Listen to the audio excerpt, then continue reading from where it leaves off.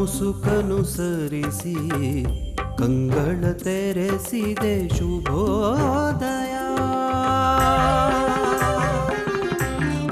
ಮೂಡಲ ಮನೆಯ ಮುಸುಕನು ಸರಿಸಿ ಕಂಗಳ ತೆರೆಸಿದೆ ಶುಭೋದಯ. ಮನಸ್ಸಿನ ಮಗನು ಮೆಲ್ಲನೆ ಅರಳಿಸಿ ಚಂದನ ವನದಲ್ಲಿ ಗಂಧವತಿಯುತ ಹೊಮ್ಮಿಸಿ ಚಿಮ್ಮುವ ಶುಭೋದಯ. ಶುಭೋದಯ ಕರ್ನಾಟಕ, ಶುಭೋದಯ ಕರ್ನಾಟಕ, ಶುಭೋದಯ ಕರ್ನಾಟಕ, ಶುಭೋದಯ ಕರ್ನಾಟಕ. ನಮಸ್ಕಾರ.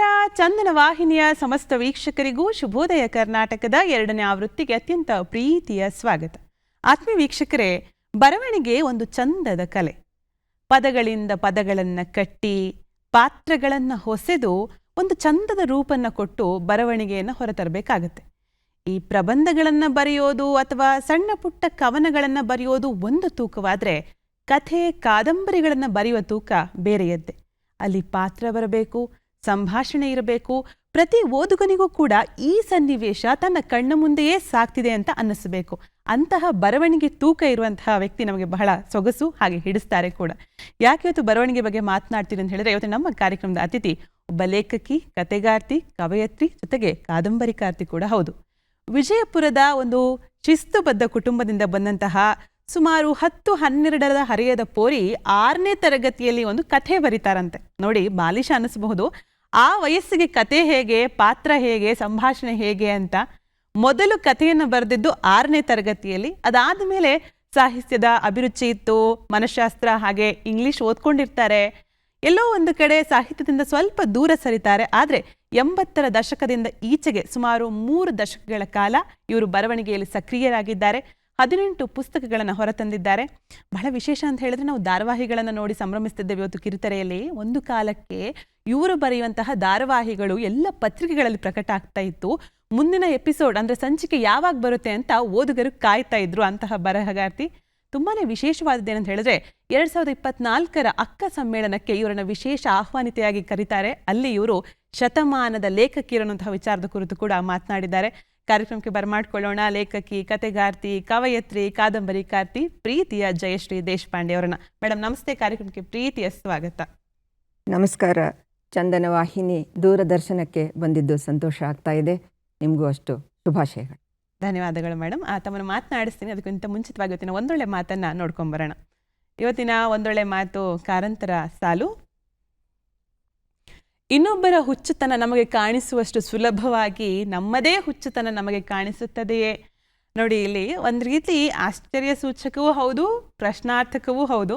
ನಾವು ಯಾವಾಗಲೂ ಕೂಡ ಬೇರೆಯವರು ಇಂತಹ ಸಮಸ್ಯೆ ಮಾಡ್ತಾರೆ, ಹೀಗಾಡ್ತಾರೆ, ಇವರಲ್ಲಿ ಈ ಥರ ಹುಚ್ಚುತನ ಇದೆ ಅಂತ ನಾವು ಅಂದ್ಕೋತೀವಲ್ಲ, ಅದನ್ನು ನಾವು ಯಾವತ್ತಾದರೂ ನಮ್ಮೊಳಗಿನ ನಮ್ಮನ್ನು ನಾವು ಪರಾಮರ್ಶೆ ಮಾಡಿದ್ದೇ ಆದರೆ ಪ್ರಾಯಶಃ ಎಲ್ಲವೂ ಸರಿಯಾಗಿ ಕಾಣಿಸುತ್ತೆ ಅನ್ನುವಂತಹ ಅರ್ಥದಲ್ಲಿ ಕಾರಂತರು ಬಹಳ ಸೊಗಸಾಗಿ ನೋಡಿದ್ದಾರೆ.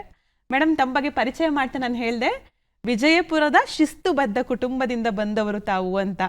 ತಂದೆ ಪೊಲೀಸ್ ಇಲಾಖೆಯ ವೃತ್ತಿಯಲ್ಲಿದ್ದರು, ಆಫೀಸರ್ ಆಗಿದ್ರು. ಜೊತೆಗೆ ಒಂದು ಸುಸಜ್ಜಿತ ವಾತಾವರಣ ಮನೆಯಲ್ಲಿ. ಎಲ್ಲರನ್ನೂ ಕೂಡ ನಿಮಗೆ ಸಹೋದರರು ಸಹೋದರಿಯರು ಎಲ್ಲರೂ ಇದ್ದಾರೆ. ಬಾಲ್ಯದ ಜೀವನ ಅಂತ ನೆನಪಿಸ್ಕೊಂಡ್ರೆ ಸುಮಾರು ನಿಮ್ಮ ವಯಸ್ಸು ಹೇಳಬಾರ್ದು ನಾನು, ಒಂದು 65-70 ವರ್ಷಗಳ ಹಿಂದೆ ನಾವು ಸಾಗಬೇಕಾಗತ್ತೆ. ಏನು ನೆನಪಿಸ್ಕೊಳ್ತೀರಿ? ನನ್ನ ಮನೆ ಅಂದರೆ ಒಂದು ನಂದ ಗೋಕುಲ ಅಂತ ನೆನಪಾಗ್ತದೆ ನನಗೆ. ಯಾಕಂದರೆ 3 ಜನ ಅಣ್ಣಂದಿರು, 2 ಹಿರಿಯ ಸೋದರಿಯರು, ಒಬ್ಬ ಚಿಕ್ಕ ಸೋದರ. ನನಗೆ ತಂದೆಯವ್ರದ್ದು ನೀವು ಹೇಳಿದ ಹಾಗೆ ಶಿಸ್ತುಬದ್ಧ ಜೀವನವನ್ನು ಅವರು ನಡೆಸ್ಕೊಂಡು ಬಂದರು. ಮತ್ತು ನಮಗೂ ಕೂಡ ಅದನ್ನೇ ಕಲಿಸಿದ್ರು. ಎಲ್ಲಕ್ಕಿಂತ ಮುಖ್ಯವಾಗಿ ಅವರು ನಮ್ಗೆ ಹೇಳ್ಕೊಟ್ಟಿದ್ದು, ಬೆಳಿಗ್ಗೆ ಬೇಗ ಏಳಬೇಕು, ಸಂಜೆ ಬೇಗ ಮಲಗಬೇಕು, ನಿಮ್ಮ ಎಲ್ಲ ಓದನ್ನು ಬೆಳಗಿನ ಹೊತ್ತಿನಲ್ಲಿ ಮಾಡಿ ಅಂತ ಹೇಳಿದರು. ಹಾಗಾಗಿ ಆ ಒಂದು ಅಭ್ಯಾಸ ನಮಗೆ ಇವಾಗಲೂ ಇದೆ. ಬೆಳಿಗ್ಗೆ ಏಳೋದಾಗಲಿ ಮಾಡೋದಾಗಲಿ ಅಥವಾ ನನ್ನ ಓದು ಅಧ್ಯಯನ ಹೆಚ್ಚಾಗಿ ಬೆಳಗಿನ ಸಮಯವೇ ನಡೀತದೆ. ಬಹುಶಃ ಆ ಒಂದು ಶಿಸ್ತನ್ನು ನಾವು ಇಲ್ಲಿವರೆಗೂ ಕಾಪಾಡ್ಕೊಂಡು ಬಂದಿದ್ದೀವಿ ಎಲ್ಲರೂ ನಮ್ಮ ಮನೆಯಲ್ಲಿ, ನನ್ನ ಸೋದರ ಸೋದರಿಯರು. ತಂದೆಯವರ ಫೋಟೋ ನೋಡ್ತಾ ಇದ್ದೆ, ಹಳೆಯ ಫೋಟೋ, ಎಷ್ಟು ಮೆಮೊರೀಸ್ ಅದ್ರಲ್ಲಿ ಅಡಗಿದೆ, ಎಷ್ಟು ಖುಷಿ ಅನ್ಸುತ್ತಲ್ಲ ಆ ದಿನಗಳನ್ನು ನೆನಪಿಸ್ಕೊಳ್ತಾ ಹೋದ್ರೆ. ಹೌದು, ಬೆಳಗಾವಿಯಲ್ಲಿ ನಾವು ಇರ್ತಾ ಇದ್ದಿದ್ದು. ಬೆಳಗಾವಿಯಲ್ಲಿ ಒಂದು ಕೋಟೆ ಇದೆ, ಫೋರ್ಟ್ ಅಂತ ಇಂಗ್ಲೀಷ್ನಲ್ಲಿ, ಅವರು ಮರಾಠಿಯವರು ಕಿಲ್ಲ ಅಂತಿದ್ರು. ಅಲ್ಲಿ ಒಂದು ರಿಸರ್ವ್ ಪೊಲೀಸ್ ಇತ್ತು. ಮೊದಲು MSRP ಅಂತಿದ್ರು, ಈಗ KSRP ಅಂತಾರೆ, ಕರ್ನಾಟಕ ಸ್ಟೇಟ್ ರಿಸರ್ವ್ ಪೊಲೀಸ್. ಆ ಒಂದು ಬಹಳ ವಿಶಾಲವಾದ ದೊಡ್ಡ ಒಂದು ಕ್ಯಾಂಪು. ಆ ಕ್ಯಾಂಪಿಗೆ ಅವರು ನಮ್ಮ ತಂದೆಯವರಲ್ಲಿ ಇನ್ಚಾರ್ಜ್ ಆಗಿ ಇದ್ದರು.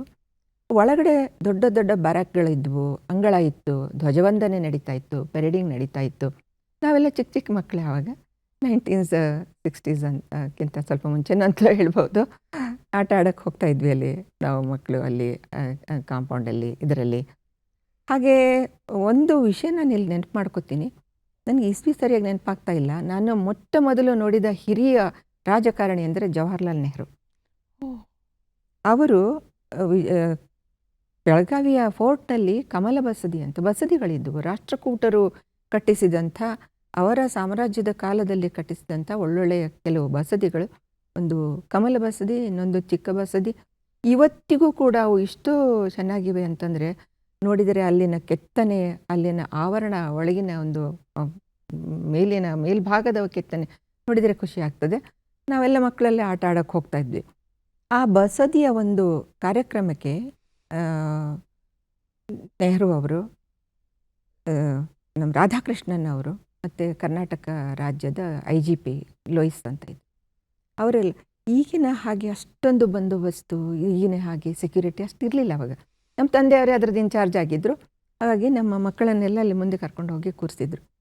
ನನಗೆ ಒಂದು ನೆನಪಾಗ್ತಾ ಇದೆ, ನೆಹರೂಜಿಯವರು ಇಲ್ಲಿ ಒಂದು ಗುಲಾಬಿ ಹಾಕಿ, ನಾನು ಮುಂದೆ ಕೂತು ನೋಡ್ತಾ ಇದ್ದು ಈ ಗುಲಾಬಿ ನಾನು ಕೊಡಬಾರ್ದು ಅವರು ಅಂತ ಮನಸ್ಸಿನಲ್ಲಿ ಬಂದಿತ್ತು. ಒಂದು ಸಿಹಿ ನೆನಪು. ಮತ್ತು ಬೆಳಗಾವಿಯ ಆ ವಾತಾವರಣ ಚೆನ್ನಾಗಿತ್ತು, ಭಾಳ ಸ್ವಚ್ಛತೆ ಇತ್ತು ಒಂದು ರೀತಿಯಲ್ಲಿ. ನಮ್ಮದೊಂದು ಸಣ್ಣ ಮಾಧ್ಯಮಿಕ ಒಂದು ಪ್ರೈಮರಿ ಸ್ಕೂಲ್ ಒಂದು ಇತ್ತು ಅಲ್ಲಿ. ನಾನು ಅಲ್ಲೇ ಮೊದಲು ಓದಿದ್ದು. ಆನಂತರ ಮುಂದೆ ಸರ್ದಾರ್ಸ್ ಹೈಸ್ಕೂಲಿಗೆ ನಾನು ಹೋದೆ 5ನೇ ಕ್ಲಾಸಿಂದ. ಅದು ಮಾಧ್ಯಮಿಕ ಶಾಲೆಯಾಗಿ ನಾನು ಮಾಡಿದೆ. ಆದರೆ ಆ ಬಸದಿಯಲ್ಲಿ ಓಡಾಟ, ಅಲ್ಲಿನ ಆಟಗಳು, ಕೋಟೆಯಲ್ಲಿ ನಾನು ಕಳೆದ ಸಮಯ ನಾನು ಯಾವತ್ತಿಗೂ ಮರೀಲಿ.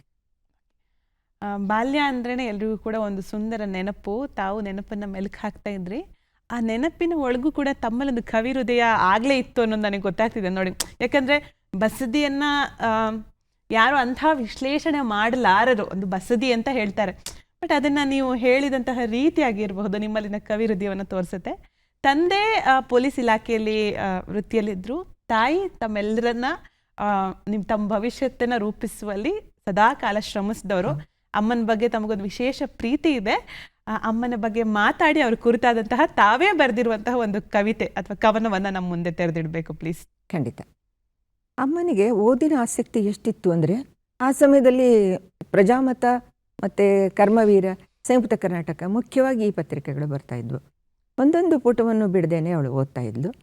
ಹಾಗೆಯೇ ಕೂತಲ್ಲೇ ಮಾತನಾದಲ್ಲೇ ಕಥೆಯನ್ನು ಕಟ್ಟುವ, ಪುಟ್ಟ ಪುಟ್ಟ ಹಾಡುಗಳನ್ನು ಹೇಳುವ ಒಂದು, ಬಹುಶಃ ಅದು ಒಂದು ಜೆನೆಟಿಕ್ ಆಗಿ ಅವ್ರಿಗೂ ಬಂದಿತ್ತು. ಬಹುಶಃ ನಮ್ಮಲ್ಲೂ ಅದು ಮುಂದುವರೆದಿರ್ಬೋದು ಅನಿಸುತ್ತೆ. ಅಮ್ಮ ಆದರೆ ಏನಾಯಿತು, ನಾನು ಬಹಳ ಬೇಗ ತಾಯಿಯನ್ನು ನಾವು ಕಳ್ಕೊಂಡ್ವಿ. ನಾನು ಒಂದು 10-11 ವರ್ಷ ವಯಸ್ಸಿನಲ್ಲೇ ನನ್ನ ತಾಯಿ ಹೋದರು. ಅವರ ನೆನಪಿನಲ್ಲಿ ನಾನೊಂದು ಪದ್ಯ ಅದು ಮುಂದೆ ಬರೆದೆ, ಆದರೆ ನೀವು ಕೇಳಿಸ್ಬಹುದಾದರೆ ನಾನು ಅದನ್ನು ಓದ್ತೀನಿ. ಖಂಡಿತ ಮೇಡಮ್, ಹೇಳಿ. ಯಾಕಂದರೆ ತಾಯಿ ನೆನಪು ಕೂಡ ಎಂದಿಗೂ ಹಸನಾದದ್ದು. ಏನು ಶೀರ್ಷಿಕೆ ಕೊಟ್ಟಿದ್ದೀರಿ, ತಮ್ಮ ಕವನ ಸಂಕಲನದಲ್ಲಿ ಪ್ರಕಟವಾಗಿರುವಂತಹ ತಮ್ಮ ತಾಯಿಯ ಕುರಿತ ಕವನವನ್ನು ನಮ್ಮ ಮುಂದೆ ಇಡೋದಾದ್ರೆ? ಇದಕ್ಕೆ ಶೀರ್ಷಿಕೆ ನಾನು ಅವಳು ಅಂತಲೇ ಕೊಟ್ಟಿದ್ದೆ. ಅವಳು. ಕಪ್ಪಂಚಿನ ಬಿಳಿ ಸೀರೆ ಮಲ್ಲಿಗೆಯಂತೆ ಮೈ ಮುಟ್ಟಿ ಮರೆಸುವಾಗ ಅವಳ ನೆನಪಾಗುತ್ತದೆ. ಹಾಲು ಬಲು ಮೆಲ್ಲ ಕೆನೆಗಟ್ಟುತ್ತ ನಿಶ್ಶಬ್ದ ಸರಿದಾಡುವಾಗ ಅವಳ ನೆನಪಾಗುತ್ತದೆ. ಕೇದಿಗೆ ಎಸಳಿಗೆ ಗರಿಗೆದರುವ ಹುಮ್ಮಸ್ಸು ಹೆಚ್ಚಿ ಘಮಲೊಡೆದು ನಕ್ಕಾಗ ಅವಳ ನೆನಪಾಗುತ್ತದೆ. ಉದ್ಯಾನವನದ ಉಯ್ಯಾಲೆಯಲ್ಲಿ ತೂಗಿ ತೇಲಿ ನಗುವ ಮಗುವ ಕಂಡಾಗ ಅವಳ ನೆನಪಾಗುತ್ತದೆ. ರೇಷ್ಮೆಯ ಮಡಿಯ ನಡುವಿನ ಹೊಂಗೇದಿಗೆ ಸುಗಂಧವನ್ನು ತೂರುತ್ತಾ ಕಿರುನಕ್ಕಾಗ ಅವಳ ನೆನಪಾಗುತ್ತದೆ. ಬಿಸಿ ಸಜ್ಜಿಗೆ ತಲೆ ಮೇಲೆ ಹೊಸ ತುಪ್ಪ ಕಾವಿಗೆ ನಡುಗಿ ಹರಿದಿಳಿಯುವಾಗ ಅವಳ ನೆನಪಾಗುತ್ತದೆ. ಕಂಕುಳಲ್ಲಿದ್ದ ಮಗನ ಕೆಂಪು ತುಟಿಗಳ ಬಿಡಿಸಿ ಹಾಲನ್ನ ತಿನ್ನಿಸುವಾಗ ಅವಳ ನೆನಪಾಗುತ್ತದೆ. ರಾಶಿ ಕೂದಲಿಗೆ ಬಿಸಿ ಎಣ್ಣೆಯ ಇಳಿಸಿ ಬೆರಳು ತೀಡುವಾಗ ಅವಳ ನೆನಪಾಗುತ್ತದೆ. ಒಲೆಯ ಮೇಲುಕ್ಕಿದ 10 ಹನಿ ಹಾಲಿಗೆ ಸಕ್ಕರೆ ಇಟ್ಟು ಕೃಷ್ಣ ಎನ್ನುವಾಗ ಅವಳ ನೆನಪಾಗುತ್ತದೆ. ಚಂದ್ರ ತಾರೆ ಗಗನವಿಡೀ ತುಂಟಾಟವಾಡಿ ಕಣ್ಣು ಮಿಟಿಕಿಸಿ ನಕ್ಕಾಗ ಅವಳ ನೆನಪಾಗುತ್ತದೆ. ಕೈ ಬೀಸಿ ಕರೆದು ಅವಳ ಬೊಗಸೆ ದುಂಬಿ ಎತ್ತಿಕೊಳ್ಳ ಹೋಗುವಾಗ ಎದೆಗೊತ್ತಿಕೊಳ್ಳ ಹೋಗುವಾಗ ಕರಗಿ ಹೋಗಿಬಿಡುವ ಅವಳ ನೆನಪಾಗುತ್ತದೆ. ಕಣ್ಣೀರು ಕಟ್ಟೊಡೆದು ಬಿಡುತ್ತದೆ. ಇದು ಒಂದು ಕಥೆ. ಬಹಳ ಸೊಗಸಾಗಿದೆ. ಅಮ್ಮ ಅನ್ನುವಂತಹ ಅಸ್ತಿತ್ವ ನಾವೆಲ್ಲರೂ ಒಂದಲ್ಲ ಒಂದು ವಿಚಾರಕ್ಕೆ ನೆನಿಲೇಬೇಕು, ನಮ್ಮೆಲ್ಲರ ಬದುಕಿನ ರೂವಾರಿ. ತಾವು ಬಹಳ ಸೊಗಸಾಗಿ ಬರ್ತೀವಿ ನೋಡಿ. ಎಣ್ಣೆಯನ್ನ ಕೂದಲಲ್ಲಿ ಇದು ಮಾಡಬೇಕಾದ್ರೆ ಅಮ್ಮ ನೆನಪಾಗ್ತಾಳೆ. ಪ್ರತಿಯೊಂದು ವಿಚಾರವೂ ಕೂಡ ಬಹಳ ಸೊಗಸಾಗಿ ಕಟ್ಟಿದ್ದೀರಿ. ನಾನು ತಮ್ಮ ಪರಿಚಯ ಮಾಡಬೇಕಾದ್ರೆ ಹೇಳಿದೆ, ಬರವಣಿಗೆ ಅಂದರೆ ಏನು ಅಂತ ಗೊತ್ತಿಲ್ಲದ ವಯಸ್ಸಿನಲ್ಲಿ ತಾವು ಒಂದು ಕಥೆ ಬರೆದ್ರಿ ಅಂತ 6ನೇ ತರಗತಿಯಲ್ಲಿ. ಆ ಬಗ್ಗೆ ನೆನಪಿದೆಯಾ? ಏನು ಬರೆದಿದ್ರಿ ಅಂತ ಏನಾದ್ರು ನೆನಪಿದೆಯಾ? ಬರೆದಿದ್ದು ಅಸ್ಪಷ್ಟವಾಗಿ ನೆನಪಿದೆ. ಅದರ ಹಿನ್ನೆಲೆ ಹೇಳಬೇಕು. ಭಾರತ ಮತ್ತು ಚೀನಾ ಯುದ್ಧ ನಡೀತಲ್ಲ, ಆ ಸಮಯದಲ್ಲಿ ನಮ್ಮ ಕ್ಯಾಂಪ್ನಲ್ಲಿ, ರಿಸರ್ವ್ ಪೊಲೀಸ್ ಕ್ಯಾಂಪ್ನಲ್ಲಿ ಅನೇಕ ಸೈನಿಕರ ತುಕಡಿಗಳನ್ನು ಅವರು ಬೇರೆ ಕಡೆಯಿಂದ ಬಂದರು. ಅವರನ್ನು ತಂದು ಅಲ್ಲಿ 4 ದಿನನೋ 1 ವಾರನೋ ಇಟ್ಟಿದ್ರು. ಇಟ್ಟಾದಮೇಲೆ ನಾವೆಲ್ಲ ಅಲ್ಲಿ ಆಟ ಆಡ್ತಾ ಇರ್ತವಾಗ ಅವರನ್ನು ನೋಡ್ತಾ ಇದ್ವಿ, ಮಾತಾಡಿಸ್ತಾ ಇದ್ರು ಹಾಗೆ. ಆಮೇಲೆ ಒಂದು ದಿನ ಅವರೆಲ್ಲ ಹೊರಟರು. ದೊಡ್ಡ ದೊಡ್ಡ ಮಿಲ್ಟ್ರಿ ಟ್ರಕ್ಗಳು 1 ಟನ್ ಲಾರಿ ಅಂತ ಬರ್ತವೆ. ಅವರು ಅದರಲ್ಲಿ ಹಿಂದೆ ನಿಂತ್ಕೊಂಡು ಸುಮಾರು ಜನ ಸೈನಿಕರು ಹೋಗ್ತಾ ಹೋಗ್ತಾ ಭಾರತ್ ಮಾತಾ ಕಿ ಜೈ, ಭಾರತ್ ಮಾತಾ ಕಿ ಜೈ ಅಂತ ಜಯಘೋಷ ಮಾಡ್ತಾಯಿದ್ರು. ನಾವೆಲ್ಲ ಮಕ್ಕಳು ಅದ್ರ ಹಿಂದೆನೇ ಓಡಿ ಓಡಿ ನಾವು ಕೂಡ ಅವರಿಗೆ ಕೈ ಬೀಸಿ ಭಾರತ್ ಮಾತಾ ಕಿ ಜೈ ಅಂತ ಹೇಳಿ ಅವರನ್ನು ಬೀಳ್ಕೊಟ್ಟದ್ದು ನನಗಿನ್ನೂ ನೆನಪಿದೆ. ಮುಂದೆ ಯುದ್ಧ ಎಲ್ಲ ನಡೀತು. ಆಮೇಲೆ ಸ್ವಲ್ಪ ಸಮಯ ಎಲ್ಲ ಕಳೀತು. ಒಂದಿನ ನಾನು ನಮ್ಮ ತಂದೆ ಅವ್ರನ್ನ ಕೇಳಿದೆ, ಅವರೆಲ್ಲ ಹೋಗಿದ್ರಲ್ಲ, ಬರ್ತಾರೇನೋ ಅವರು ವಾಪಸ್? ಇಲ್ಲಮ್ಮ, ಅರ್ಧ ಮಂದಿ ಬರಲಿಲ್ಲ ವಾಪಸ್. ನನಗಿಂದು ಒಂದು ಆಘಾತ.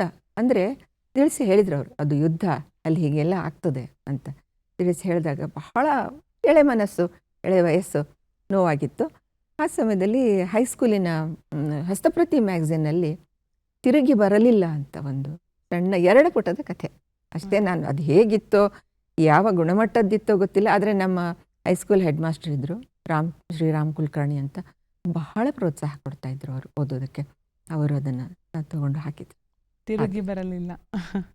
ಅದೇ ನೋಡಿ, ನಾವು ನೀಡುವಂತಹ ಶೀರ್ಷಿಕೆ ಕೂಡ ಎಷ್ಟು ಒಂದು ಭಾವನಾತ್ಮಕ ಎಳೆ, ಬರವಣಿಗೆಯಲ್ಲಿನ ಭಾವನಾತ್ಮಕ ಎಳೆಯನ್ನು ಹೊರಹಾಕಬಲ್ಲದು ಅನ್ನೋದಕ್ಕೆ ಸಾಕ್ಷಿಯಾಗುತ್ತೆ.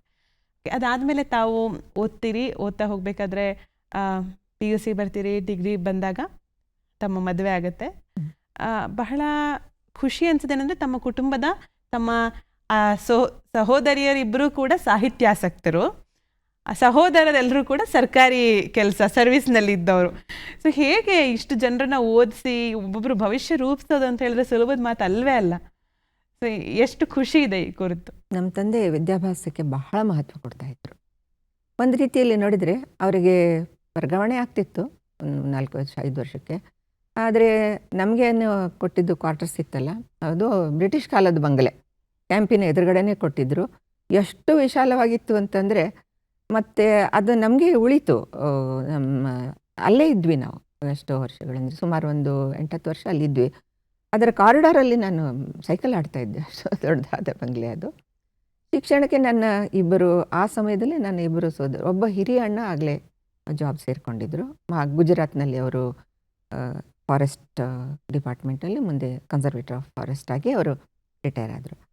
ಮತ್ತು 2ನೇ ಅಣ್ಣ ಅವರು ಓದ್ತಾಯಿದ್ರು. ಈಗ ಅವರು ಸುಪ್ರೀಂ ಕೋರ್ಟಿನ ಸೀನಿಯರ್ ಅಡ್ವೊಕೇಟು. 3ನೇ ಅಣ್ಣ ಎಂಜಿನಿಯರ್ ಆಗಿ ಮಹಾರಾಷ್ಟ್ರದ ಎಲೆಕ್ಟ್ರಿಸಿಟಿ ಬೋರ್ಡ್ನಲ್ಲಿ ಅವರು ಎಂಜಿನಿಯರ್ ಆಗಿದ್ದರು. ಅನಂತರ ನನ್ನ ಒಬ್ಬರು ಸೋದರಿ, ಹಿರಿಯಕ್ಕ ಸುಧಾ ಸರ್ನುಬತ್ ಅಂತ, ಅವರಿಗೆ ಕೂಡ ಬರವಣಿಗೆಯಲ್ಲಿ ಆಸಕ್ತಿ ಇತ್ತು. ಚಿಕನ್ನಲ್ಲಿ ಅವರು ಬರೀತಾಯಿದ್ರು. ಆಮೇಲೆ ಅವರು ಹಾಸ್ಯ ಲೇಖಕಿಯಾಗಿ ಸಾಕಷ್ಟು ಬರೆದಿದ್ದಾರೆ. ನನ್ನ ಅಕ್ಕ ಇಲ್ಲೇ ಇದ್ದಾರೆ ಅವರು. ಇನ್ನೊಬ್ಬರು ಅಕ್ಕ, ಅವರಿಗೂ ಕೂಡ ಓದು ಮತ್ತು ಇದ್ರದ್ದು ಏನು ನಮ್ಮೆಲ್ಲರಲ್ಲೂ ಒಂದು ಕಿಡಿಯನ್ನು ಹೊತ್ತಿಸಿದ್ರು ನಮ್ಮ ತಂದೆ. ಓದಲಿಕ್ಕೆ ಪ್ರೋತ್ಸಾಹ ಕೊಡ್ತಿದ್ರು. ಪರೀಕ್ಷೆ ಟೈಮ್ನಲ್ಲಿ ಮಾತ್ರ ಸ್ಟ್ರಿಕ್ಟ್ ಆಗಿರೋರು, ಬೇರೆ ಟೈಮಲ್ಲಿ ಓದೋಕ್ಕೆ ಅವಕಾಶ ಇರ್ತಾ ಇತ್ತು. ಹಾಗಾಗಿ ಎಲ್ಲರೂ ಕೂಡ ಅವ್ರ ಭವಿಷ್ಯನ ರೂಪಿಸ್ಕೊಳ್ಳುವಲ್ಲಿ Yeah. ನೆರವಾಯಿತು. ನನ್ನ ತಮ್ಮ ಒಬ್ಬರು ಏರ್ಫೋರ್ಸ್ನಲ್ಲಿ ವಿಂಗ್ ಕಮಾಂಡರ್ ಆಗಿದ್ದರು. ಓಕೆ. 7 ಜನ ನಾವು. 7 ಜನ ಮಕ್ಕಳು ಒಟ್ಟು. ನೀವು ಈ ಸಾಹಿತ್ಯ ಅಂತ ಬಂದಾಗ ಪುಸ್ತಕದ ಓದನ್ನು ಹೊರತುಪಡಿಸಿ ಯಾರ ಲೇಖನಗಳನ್ನ ಅಥವಾ ಕತೆ ಕಾದಂಬರಿ ಯಾವ ಬಗೆ ಓದುಗರು ತಾವು ಫಸ್ಟ್ ಫಿಕ್ಷನ್ ಓದ್ತಿದ್ರ ನಾನ್ ಫಿಕ್ಷನ್ ಓದ್ತಿದ್ರ ಅಥವಾ ಇಂಥ ಕವಿದು ಓದ್ತಿದ್ದೆ ಅಂದರೆ ಯಾರು ತಮ್ಮ ಫೇವ್ರೆಟ್? ಚಿಕ್ಕಂದಲ್ಲೇ ಓದಿನ ಒಂದು ಅಕ್ಷರ ನಮ್ಮ ಕಿವಿಗಳಿಗೆ ತಾಕೋದು ಬಹಳ ಬೇಗ. ಶಿಶುವಾಗಿದ್ದಾಗೆ ತಾಯಿ ಲಾಲಿ ಹಾಡ್ತಾರೆ, ಆ ಅಜ್ಜಿ ಅಮ್ಮ ಅತ್ತೆ ಅಜ್ಜ ತಾತ ಚಿಕ್ಕಪ್ಪ ದೊಡ್ಡಪ್ಪ ಕಥೆಗಳನ್ನು ಹೇಳ್ತಾರೆ. ಕಥೆಗಳ ಮೂಲಕ ಅಕ್ಷರಗಳು ನಮ್ಮ ಕಿವಿಗಳನ್ನು ಸೇರಿದಾಗ ಒಂದು ಆ ಸಾಹಿತ್ಯವೇ ನಮ್ಮಲ್ಲಿ ಪ್ರವೇಶಿಸಿರುತ್ತದೆ. ಎಷ್ಟೋ ಬಾರಿ ಅವುಗಳ ಜೊತೆಗೆ ನಮಗೊಂದು ಆಸಕ್ತಿ ಹುಟ್ಕೊಂಡ್ಬಿಡ್ತದೆ. ಅಂಥ ಒಂದು ಆಸಕ್ತಿ ನನಗಿತ್ತು. ಹಾಗಾಗಿ ಚಿಕ್ಕಂದಲೇ ಆವಾಗಂತೂ ಬರ್ತಾ ಇದ್ದಂಥ ಕಥಾ ಪುಸ್ತಕಗಳನ್ನು ಓದಲಿಕ್ಕೆ ಮನೆಯಲ್ಲಿ ಯಾವ ಅಡ್ಡಿಯೂ ಇರಲಿಲ್ಲ. ಚಂದಮಾಮ, ಬಾಲಮಿತ್ರ ಇವೆಲ್ಲವು. ನಾನು ಓದಿದ ಒಂದು ಒಳ್ಳೆಯ ಪುಸ್ತಕದ ಬಗ್ಗೆ ನೆನಪು ಮಾಡ್ಕೊಳ್ಬೇಕು ಅಂದರೆ ಸಿದ್ದವನಹಳ್ಳಿ ಕೃಷ್ಣ ಶರ್ಮ ಅವರು ಅನುವಾದ ಮಾಡಿದ ಕೆ. ಮುನ್ಷಿ ಅವ್ರದ್ದು ಕೃಷ್ಣಾವತಾರ. ನಾನು ಬಹುಶಃ ಅದನ್ನು 4ನೇ 5ನೇ ಕ್ಲಾಸ್ನಲ್ಲೇ ಓದಿದ್ದೆ. ಅದೊಂದು ಸಂತೋಷದ್ದು. ಆ ನಂತರ ಹೆಚ್ಚಾಗಿ ನನಗೆ ಇಷ್ಟದ ಪ್ರಕಾರ ಅಂದರೆ ಕಥೆಗಳನ್ನು ಓದ್ತಾ ಮತ್ತು ವಿದ್ಯಾಭ್ಯಾಸದ ಜೊತೆಯಲ್ಲಿ ಅದು ಅಷ್ಟೊಂದು ಸಾಗಲ್ಲ, ಓದು ಕಡಿಮೆ ಆಗುತ್ತೆ. ಕಾಲೇಜ್ ವಿದ್ಯಾಭ್ಯಾಸ ಅದೆಲ್ಲ ನಡ್ಕೊಂಡು ಬಂತು ಮುಂದೆ. ಆದರೆ ಓದಿನ ಒಂದು ಭಾಗ ನನ್ನನ್ನು ಹಿಡಿದಿಟ್ಟೇ ಯಾವಾಗಲೂ. ತಾವು ಬರವಣಿಗೆ ಪರ್ವಕಾಲವನ್ನು ನೋಡಿದ್ದೀರಿ.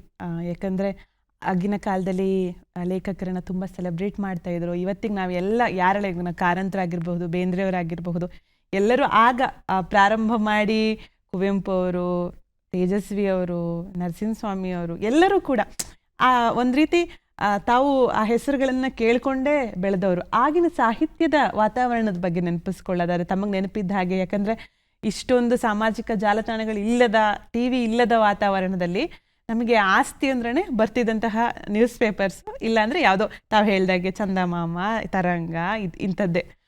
ಹೇಗಿತ್ತು ಅವಾಗಿನ ಬರವಣಿಗೆ ಪರ್ವಕಾಲ? ನಿಜ ಹೇಳ್ಬೇಕಂದ್ರೆ ನವ್ಯ ಕಾಲ ಅಂತ ಏನು ಬಂತಲ್ಲ, 1950ರಿಂದ ಮುಂದೆ 80ರವರೆಗಿನ ಒಂದು ಅದ್ಭುತವಾದ ಸಾಹಿತ್ಯ ಸೃಷ್ಟಿ ನಮ್ಮಲ್ಲಿ ನಡೀತು. ಅದಕ್ಕೆ ಒಂದು ಹಿನ್ನೆಲೆ ಅಂತಂದರೆ ನಮಗೆ 1900ರಿಂದ 1950ರವರೆಗೆ ನವೋದಯ ಕಾಲ ಅಂತು. ಅದು ಒಂದು ವಿಭಾಗ. ಅದರಲ್ಲಿ ಕೂಡ ಹೆಣ್ಣು ಮಕ್ಕಳು ಬರೆಯಲಿಕ್ಕೆ ಆವಾಗ ಶುರು ಮಾಡಿದ್ರು.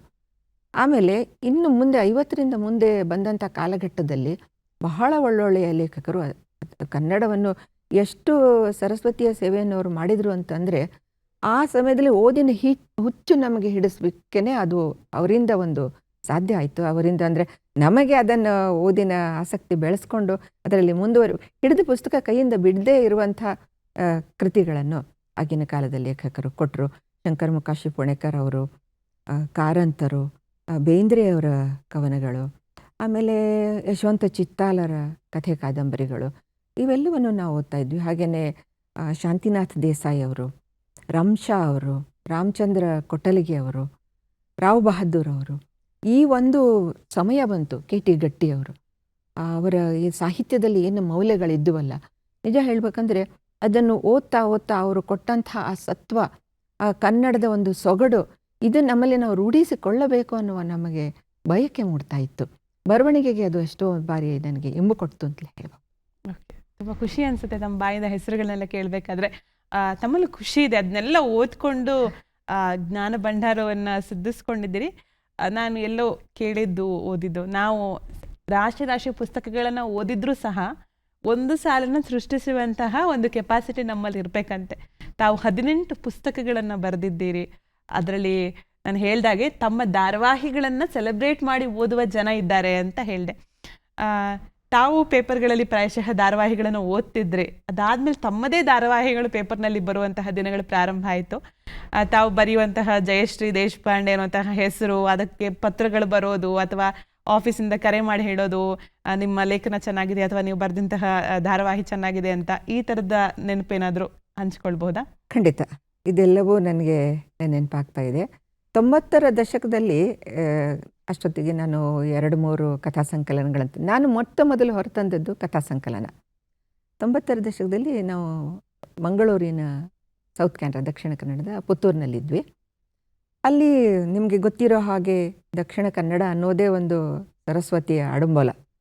ಎಂಥೆಂಥ ಲೇಖಕಿಯರು ಕರಾವಳಿ ಲೇಖಕಿ ವಾಚಕಿಯರ ಸಂಘಕ್ಕೆ ಕೂಡ ನಾನು ಅಲ್ಲಿರುವಾಗ ಮೆಂಬರ್ ಆಗಿದ್ದೆ. ಎಂಥ ಒಳ್ಳೆಯ ಲೇಖಕಿಯರದೆಲ್ಲ ನನಗೆ ಪರಿಚಯ ಆಯಿತು. ಉಷಾ ಪಿ ರೈ ಅವರು, ಆಮೇಲೆ ಗಂಗಾ ಪಾದೇಕಲ್ ಅವರು, ಎ ಪಿ ಮಾಲತಿಯವರು, ವೈದೇಹಿ, ವಸುಮತಿ ಉಡುಪ, ಅಲ್ಲಿನ ಕೆಲವು ಕಾರ್ಯಕ್ರಮಗಳಲ್ಲಿ ಕೂಡ ನಾನು ಭಾಗವಹಿಸ್ತಾ ಇದ್ದೆ. ಹಾಗಾಗಿ ಆ ಬರವಣಿಗೆಗಳಲ್ಲಿ ನನಗೆ ಮೊದಲು ಬರೆದದ್ದು ಕಥೆಗಳೇ. ಆಮೇಲೆ ಕಾದಂಬರಿ, ನಂದು ಮೊದಲ ಕಾದಂಬರಿ ಪ್ರಕಟ ಆದದ್ದು ತರಂಗದಲ್ಲಿ, ಕೆಂಪು ಹಳದಿ ಹಸಿರು ಅಂತ. ಓಕೆ. ಅದಕ್ಕೆ ಹೆಸರಿಟ್ಟದ್ದಕ್ಕೆ ಒಂದು ವಿಶೇಷ ಹೇಳ್ತೀನಿ ನಾನು. ಒಂದು ಸಿಗ್ನಲಲ್ಲಿ ಇದ್ವಿ ಕಾರಲ್ಲಿ. ಸಿಗ್ನಲ್ ಇರುವಾಗ ಗಮನಿಸ್ತಾ ಇದ್ದ ಹಾಗೆ ಮೊದಲು ಕೆಂಪು ಹತ್ಕೊಳ್ತದೆ, ಆಮೇಲೆ ಹಳದಿ ಹತ್ಕೊಳ್ತದೆ, ಅದು ಕೊನೆಗೆ ಹಸಿರು. ನಾನು ಒಬ್ಬ ಮಹಿಳೆಯ ಜೀವನಕ್ಕೆ ಅದನ್ನು ಅಪ್ಲೈ ಮಾಡಿದೆ. ಅವಳ ಒಂದು ಆಘಾತ ಆಗುತ್ತೆ. ಮದುವೆ ಆದ ಕೆಲವೇ ದಿನಗಳಲ್ಲಿ ಪತಿಯನ್ನು ತೀರ್ಕೊಂಡಾಗ ಆ ಒಂದು ಶಾಕ್ನಿಂದ ಆಕೆ ಚಿತ್ತರಿಸಿಕೊಳ್ಳುವ ಹಂತ, ಅದು ಮೊದಲಿನದು ಕೆಂಪು ಅಂದರೆ ಅಪಾಯ, ನೋವು, ದುಃಖ, ಕಷ್ಟ. ಅನಂತರ ಆಕೆ ತನ್ನ ಮನಸ್ಸನ್ನು ಸಿದ್ಧಪಡಿಸ್ಕೊಂಡು ಮುಂದುವರಿತಾಳೆ. ಆ ಹಂತ ಮುಂದೆ ಓದು, PhD ಮಾಡೋದು, ಇದೆಲ್ಲವೂ ಅದರಲ್ಲಿ ಬರುತ್ತೆ. ಅದು ಹಳದಿ, ರೆಡಿಯಾಗಿ ಸಿದ್ಧತೆ ಹಳದಿ. ಮುಂದೆ ಕೊನೆಯ ಹಂತದಲ್ಲಿ ಅವರಿಗೆ ಇನ್ನೊಬ್ಬ ಸಂಗಾತಿ ಸಿಗ್ತಾರೆ. ಅಲ್ಲಿಗೆ ಒಂದು ಸುಖಾಂತವನ್ನು ಕಾದಂಬರಿ ಕೊಟ್ಟಿದ್ದೆ, ಅದು ಹಸಿರು. ಹೀಗೆ ಕೆಲವರು ಕೇಳ್ತಿದ್ರು, ಇದೇನು ಹೆಸರಿಟ್ಟಿದ್ದೀರಿ, ಇದೇನು ಬಣ್ಣಗಳ ಬಗ್ಗೆ ಬರೆದಿದ್ದೀರಾ ಅಂತ. ಇಲ್ಲ, ಹೀಗೆ ಜೀವನದ ಬಣ್ಣಗಳು ಇವು, ಬರೀ ಬೇರೆ ಬಣ್ಣಗಳಲ್ಲ ಅಂತ ನಾನು ಹೇಳ್ತಿದ್ದೆ. ಅನಂತರ ಇನ್ನೊಂದು ಕಾದಂಬರಿನೂ ತರಂಗದಲ್ಲಿ ಬಂತು. ಮುಂದೆ ಇನ್ನೂ ಕೆಲವು ಮಯೂರದಲ್ಲಿ, ವಿಜಯ ಕರ್ನಾಟಕ, ಹೀಗೆ. ಓಕೆ. ಅವಾಗ ಏನು ಲ್ಯಾಂಡ್ಲೈನಿಗೆ ಕಾಲ್ ಮಾಡಿ ಹೇಳ್ತಾ ಇದ್ರಾ ಅಥವಾ ಪತ್ರಗಳು ಬರಿತಾ ಇದ್ರಾ? ಹೆಚ್ಚಾಗಿ ಪತ್ರಗಳು, ಪತ್ರಿಕೆಗಳಿಗೆ ಕಳಿಸ್ತಾ ಇದ್ರು. ಲ್ಯಾಂಡ್ಲೈನಿಗೆ ಲ್ಯಾಂಡ್ಲೈನ್ ಎಲ್ರಿಗೂ ಸಿಗೋದು ಸ್ವಲ್ಪ ಯಾಕಂದರೆ ನಾವು ಟ್ರಾನ್ಸ್ಫರ್ ಆಗ್ತಾ ಇತ್ತಿಲ್ಲ, ನಾವು ಬೇರೆ ಬೇರೆ ಊರುಗಳಲ್ಲಿ ಇರ್ತಾ ಇದ್ವಿ ನನ್ನ ಪತಿ. ಹಾಗಾಗಿ ಲ್ಯಾಂಡ್ಲೈನ್ ನನಗೆ ಕರೆ ಬಿಡೋದು ಕಡಿಮೆನೆ, ಪತ್ರಿಕೆಗಳಲ್ಲಿ ಬರ್ತಿತ್ತು, ಮತ್ತು ನನಗೆ ಕೂಡ ಪತ್ರ ಕಳಿಸ್ತಾ ಇತ್ತು. ಬಹಳ ಬೇಗ ತಾವು ವೈವಾಹಿಕ ದಾಂಪತ್ಯ ಜೀವನಕ್ಕೆ ಕಾಲಿಡ್ತೀರಿ. ತಮಗೆ ಮುದ್ದಾದ 3 ಮಕ್ಕಳು ಹುಡ್ತಾರೆ. ತಮ್ಮ ಸಾಹಿತ್ಯದ ಬದುಕಿಗೆ ತಮ್ಮ ಪತಿ ಯಾವತ್ತೂ ಕೂಡ ಅಡ್ಡಿ ಮಾಡಲಿಲ್ಲ. ತಾವು ಬರೆದಾಗ ಅವರು ಕೂಡ ಪ್ರೋತ್ಸಾಹಿಸ್ತಾ ಹೋದರು. ಅವ್ರನ್ನ ಈ ಸಂದರ್ಭದಲ್ಲಿ ನೆನಪಿಸ್ಕೊಳ್ಬಹುದಾ? ಖಂಡಿತ. ಯಾಕೆಂದರೆ ಯಾವುದೇ ಒಂದು ಮಾರ್ಗದಲ್ಲಿ ನಾವು ನಡಿಬೇಕಾದ್ರೆ, ಅದರಲ್ಲಿ ಏನಾದರೂ ಒಂದು ಸಾಧನೆಯನ್ನು ಮಾಡಬೇಕಾದ್ರೆ ಮನೆಯವರ ಬೆಂಬಲ, ಮಕ್ಕಳ ಬೆಂಬಲ, ಮಕ್ಕಳ ದೊಡ್ಡವರಿದ್ದರೆ. ಹಾಗೆ ನೋಡಿದರೆ ಇವತ್ತಿಗೂ ನನ್ನ ಮಕ್ಕಳು ನನ್ನ ಕಥೆಗಳನ್ನು, ಕಾದಂಬರಿಗಳನ್ನು ಓದಿ ಅದರ ಬಗ್ಗೆ ಮೊದಲ ಇವರೇ ವಿಮರ್ಶಕರು ಅವರೇ ಅಂತ ಹೇಳ್ಬೋದು. ನನ್ನ ಪತಿ ಕೊಟ್ಟ ಸಹಕಾರದ ಬಗ್ಗೆ ಹೇಳ್ಬೋದು ಅಂದರೆ, ಕಥೆಗಳನ್ನು ಬರೆಯುವಾಗ ಎಷ್ಟೋ ಬಾರಿ ಲೀಗಲ್ ಪಾಯಿಂಟ್ಸ್ ಇರ್ತವೆ. ಅದನ್ನು ಕಥೆಗೆ ತಕ್ಕ ಹಾಗೆ ನಾನು ಅದನ್ನು ಕೊಡಬೇಕಾದ್ರೆ ಅದರಲ್ಲಿ ಯಾವುದು ಸರಿ, ಯಾವುದು ತಪ್ಪು, ಯಾವ ಅಂಶಗಳನ್ನು ನಾವು ತಗೊಳ್ಬಹುದು, ಯಾವ ಕಾನೂನನ್ನು ಬಳಸಲಿಕ್ಕೆ ಸಾಧ್ಯ ಇದೆ ಆ ಕಥೆಗೆ ಪೂರಕವಾಗಿ, ಅದನ್ನು ಹೇಳ್ತಿದ್ರು ನನಗೆ ಅವರು. ಯಾಕಂದರೆ ಅವರು ಸೆಷನ್ ಕೋರ್ಟ್ನಲ್ಲಿ ನ್ಯಾಯಾಧೀಶರಾಗಿ ಸೇವೆ ಸಲ್ಲಿಸ್ತಾ ಇದ್ರು. ಆ ವಿಚಾರಕ್ಕೋಸ್ಕರ ಒಂದು ಟೆಕ್ನಿಕಲ್ ಸಪೋರ್ಟ್ ಮಾಡ್ತಿದ್ರು ಅಂತ ತಮಗೆ. ನಿಜ. ಅದು ಅಲ್ಲದೆ ಎಷ್ಟೋ ಹಳೆಯ ಹಿಂದಿನ ಕ್ರಿಮಿನಲ್ ಕೇಸುಗಳಲ್ಲಿ ಎಂತೆಂಥ ಕಥೆಗಳಿರ್ತವೆ. ಹಾಗಾಗಿ ಕೆಲವೊಂದು ಸಣ್ಣ ಪುಟ್ಟ ಅಂಶಗಳನ್ನು ನಾನು ಅದರಿಂದ ಹಾಕಿ ನನ್ನದೇ ಆದ ಸ್ವರೂಪ ಕೊಟ್ಟು ನನ್ನದೇ ರೂಪದಲ್ಲಿ ನಿರೂಪಣೆ ಮಾಡಿ ಬರೆದಿರೋದು ನಿಜ. ಖುಷಿ ಅನ್ಸುತ್ತೆ ತಾವು ಮಾತನಾಡೋದು ಕೇಳ್ತಾ ಇದ್ರೆ. ತಾವು ಮೊದಲು ಹೇಳಿದಂತಹ ನೆಹರು ಅವ್ರನ್ನ ಕಂಡಿದ್ದೆ ಅಂತ ಹೇಳಿ ಆ ಬಸ್ತಿಗಳ ಬಗ್ಗೆ ತಾವು ಹೇಳ್ತಾ ಬಂದ್ರಲ್ಲ, ಅದೆಲ್ಲ ಒಂಥರ ಗೋಲ್ಡನ್ ಡೇಸ್. ಇವತ್ತಿನವ್ರು ಅದನ್ನು ಎಕ್ಸ್ಪೀರಿಯನ್ಸ್ ಮಾಡೋದಕ್ಕೂ ಸಾಧ್ಯ ಆಗೋದಿಲ್ಲ, ಮತ್ತು ನಾವು ಅಲ್ಲಿಂದ ಹಿಂದೆ ಹೋಗೋದಕ್ಕೂ ಸಾಧ್ಯ ಇಲ್ಲ. ಮತ್ತೊಂದು ಕವನವನ್ನು ನಮ್ಮ ಪ್ರೇಕ್ಷಕರಿಗೋಸ್ಕರ ತೆರೆದಿಡೋದಾದ್ರೆ ಯಾವುದನ್ನು ಓದ್ತೀರಿ? ಒಂದು ಸ್ಪರ್ಧೆ ಥರ ಮಾಡಿದರು ಅವಧಿ ಪತ್ರಿಕೆಯಲ್ಲಿ. ಅದರಲ್ಲಿ ಒಂದು ಶಿಲಾಬಾಲಿಕೆ, ಬೆನ್ನು ತಿರುಗಿಸಿ ನಿಂತಹ ಶಿಲಾಬಾಲಿಕೆ. ಇದು ಜೋಗಿ ಅವರು ಕವಿತೆಯನ್ನು ಆಯ್ಕೆ ಮಾಡಿದರು. ಅದು ಬರ್ತಾ ಇದ್ವು ಕವಿತೆಗಳು, ನನ್ನದನ್ನು ಅವರು ಆಯ್ಕೆ ಮಾಡಿದರು, ಯಾಕೆಂದರೆ ಅವರು ಜಡ್ಜ್ ಆಗಿದ್ರು ಅನ್ಸುತ್ತೇನೆ. ಅದು ಆ ಶಿಲಾಬಾಲಿಕೆಯನ್ನು ಮದನಿಕೆ ಅಂತ ನಾನು ಕಲ್ಪನೆಯಲ್ಲಿ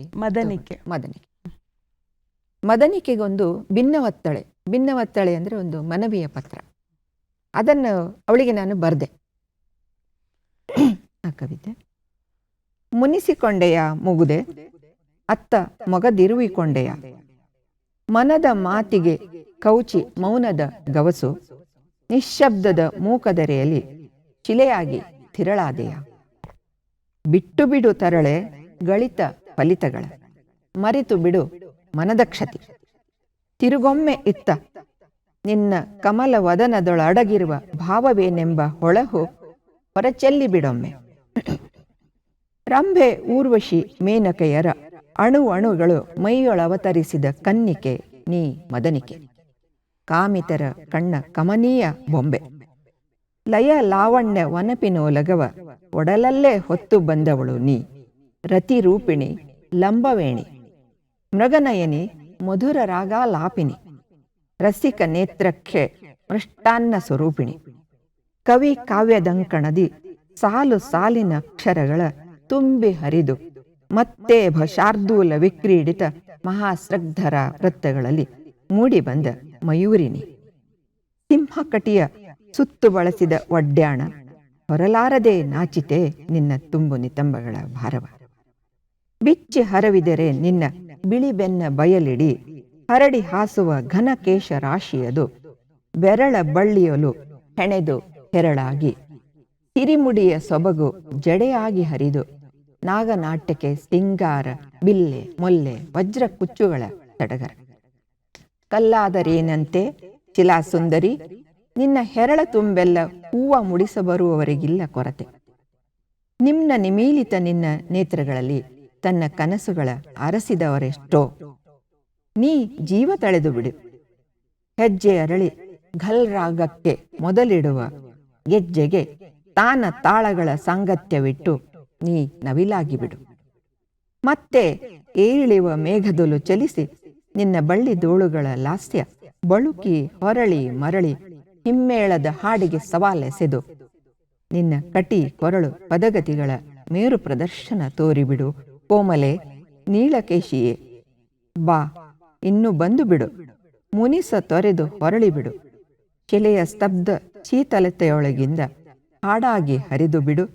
ಹನಿಯಾಗಿ ಇನಿದಾಗಿ ಶ್ರಾವಣದ ಸೋನೆಯಾಗಿ ಗಂಗಾವತರಣವ ನೀ ನರ್ತನದೆ ತುಂಬಿಬಿಡು. ಬಾ ನಾಗವೇಣಿಯೇ ಬಾ. ಬಹಳ ಸೊಗಸಾಗಿದೆ. ಒಂದು ಕಲ್ಲಿನ ಶಿಲಾಬಾಲಕಿಯ ವ್ಯಾಖ್ಯಾನ ನೋಡಿ, ಅಂದರೆ ಜೀವಂತಿಕೆಯ ಸ್ವರೂಪದಲ್ಲೇ ತಾವು ಬಣ್ಣಿಸಿದ್ದೀರಿ. ಬಹಳ ಸೊಗಸಾಗಿದೆ. ತಮ್ಮ ಜೊತೆಗೆ ಮಾತನಾಡ್ತೀನಿ. ಆತ್ಮೀಯ ವೀಕ್ಷಕರೇ, ಶುಭೋದಯ ಕರ್ನಾಟಕ 2ನೇ ಆವೃತ್ತಿ ಮುಂದುವರೆಯುತ್ತೆ ಒಂದು ಪುಟ್ಟ ವಿರಾಮದ ಬಳಿಕ.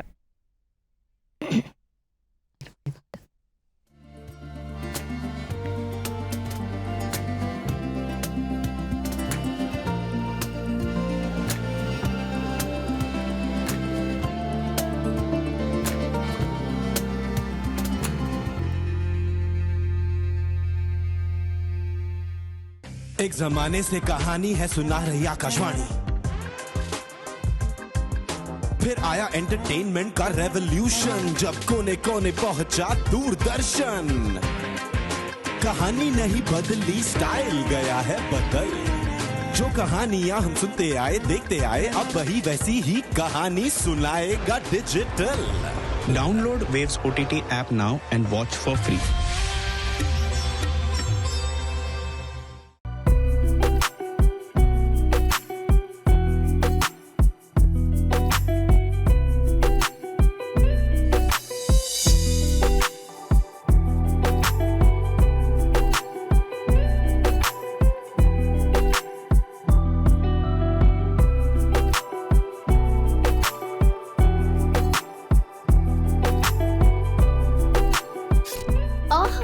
ರುಚಿ ಪ್ರತಿ ಶನಿವಾರ ಮಧ್ಯಾಹ್ನ 3 ಗಂಟೆಗೆ.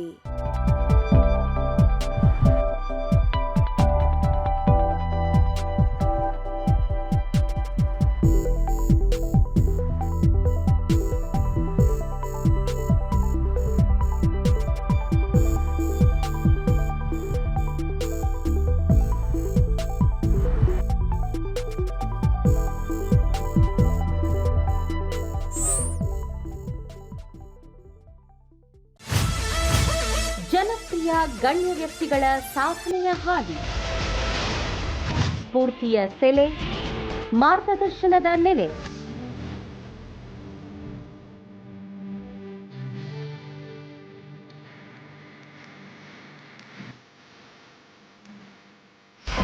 ನಾಡಿನ ವಿವಿಧ ಕ್ಷೇತ್ರಗಳ ಸಾಧಕರ ಯಶೋಗಾಥೆ.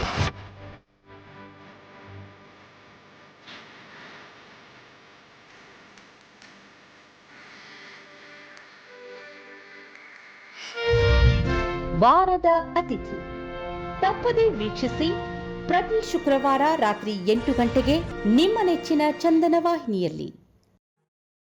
ವಿರಾಮದ ಬಳಿಕ ಶುಭೋದಯ ಕರ್ನಾಟಕ 2ನೇ ಆವೃತ್ತಿಗೆ ಮತ್ತೆ ಸ್ವಾಗತ. ನಮ್ಮ ಜೊತೆಗಿದ್ದಾರೆ ಕಥೆಗಾರ್ತಿ, ಕಾದಂಬರಿಕಾರ್ತಿ, ಲೇಖಕಿ ಜಯಶ್ರೀ ದೇಶಪಾಂಡೆ. ಮೇಡಮ್, ಮಾತನಾಡ್ತಾ ಇದ್ವಿ, ತಾವು ಒಂದು ಭಿನ್ನವತ್ತಳ್ಳೆನ ಓದಿದ್ರಿ ನಮ್ಮ ಮುಂದೆ. ನನಗೆ ಆ ಶೀರ್ಷಿಕೆ ಬಹಳ ಸೊಗಸು ಅನಿಸ್ತಿದೆ, ಅಥವಾ ವಿಶೇಷ. ನಾವು ಎಕ್ಕಶ್ಚಿತ್ ಕೇಳಿದ್ದೀವಿ, ಕಿಂಚಿತ್ ಕೇಳಿದ್ದೀವಿ, ಇದು ಎತ್ಕಿಂಚಿತ್ ಅಂತ ಏನೋ ಇದ್ದಂಗಿದೆ. ನನಗದು ಹೊಸ ಪದ ಆ್ಯಕ್ಚುಲಿ, ಸಂಸ್ಕೃತ ಪದ ಇದು. ಯತ್ ಕಿಂಚಿತ್ ಅಂದರೆ ಯಥಾಶಕ್ತಿ ಅಥವಾ ಎಷ್ಟು ಸಾಧ್ಯವಾದಷ್ಟು. ಹಾಗಾಗಿ ನಾನು ತುಂಬ ಯೋಚನೆ ಮಾಡಿದೆ, ಏನು ಹೆಸರು ಕೊಡೋದು. ಕವನಗಳು ನಾನು ಮೊದಲನೇ ಸಲ ಬರೆದಿದ್ದೀನಿ. ಈ ಕವನಗಳು ಹೇಗೆ ಸ್ವೀಕಾರ ಆಗುತ್ತೋ ಜನರಲ್ಲಿ. ಯಾಕಂದರೆ ಒಳ್ಳೊಳ್ಳೆ ಕವಿತೆಗಳ ಒಂದು ಕವಿಗಳ ಗಡಣವೇ ನಮ್ಮಲ್ಲಿದೆ.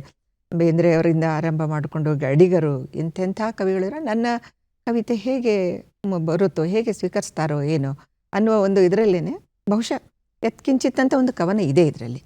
ಆ ಕವನ ಕೂಡ ಅದು ಓದಬಹುದಾ? ಕಿಂಚಿತ್ತು ಓದ್ಬೋದು. ಓಕೆ ಓಕೆ, ಹಾಂ, ಅದನ್ನ ಓದಿದ್ರೆ ಸೊಗಸು ಅನ್ಸುತ್ತೆ. ಯಾಕಂದ್ರೆ ಶೀರ್ಷಿಕೆ ಇದೆಯಲ್ಲ, ನನಗೊಂದು ಕುತೂಹಲ ಅನಿಸ್ತು.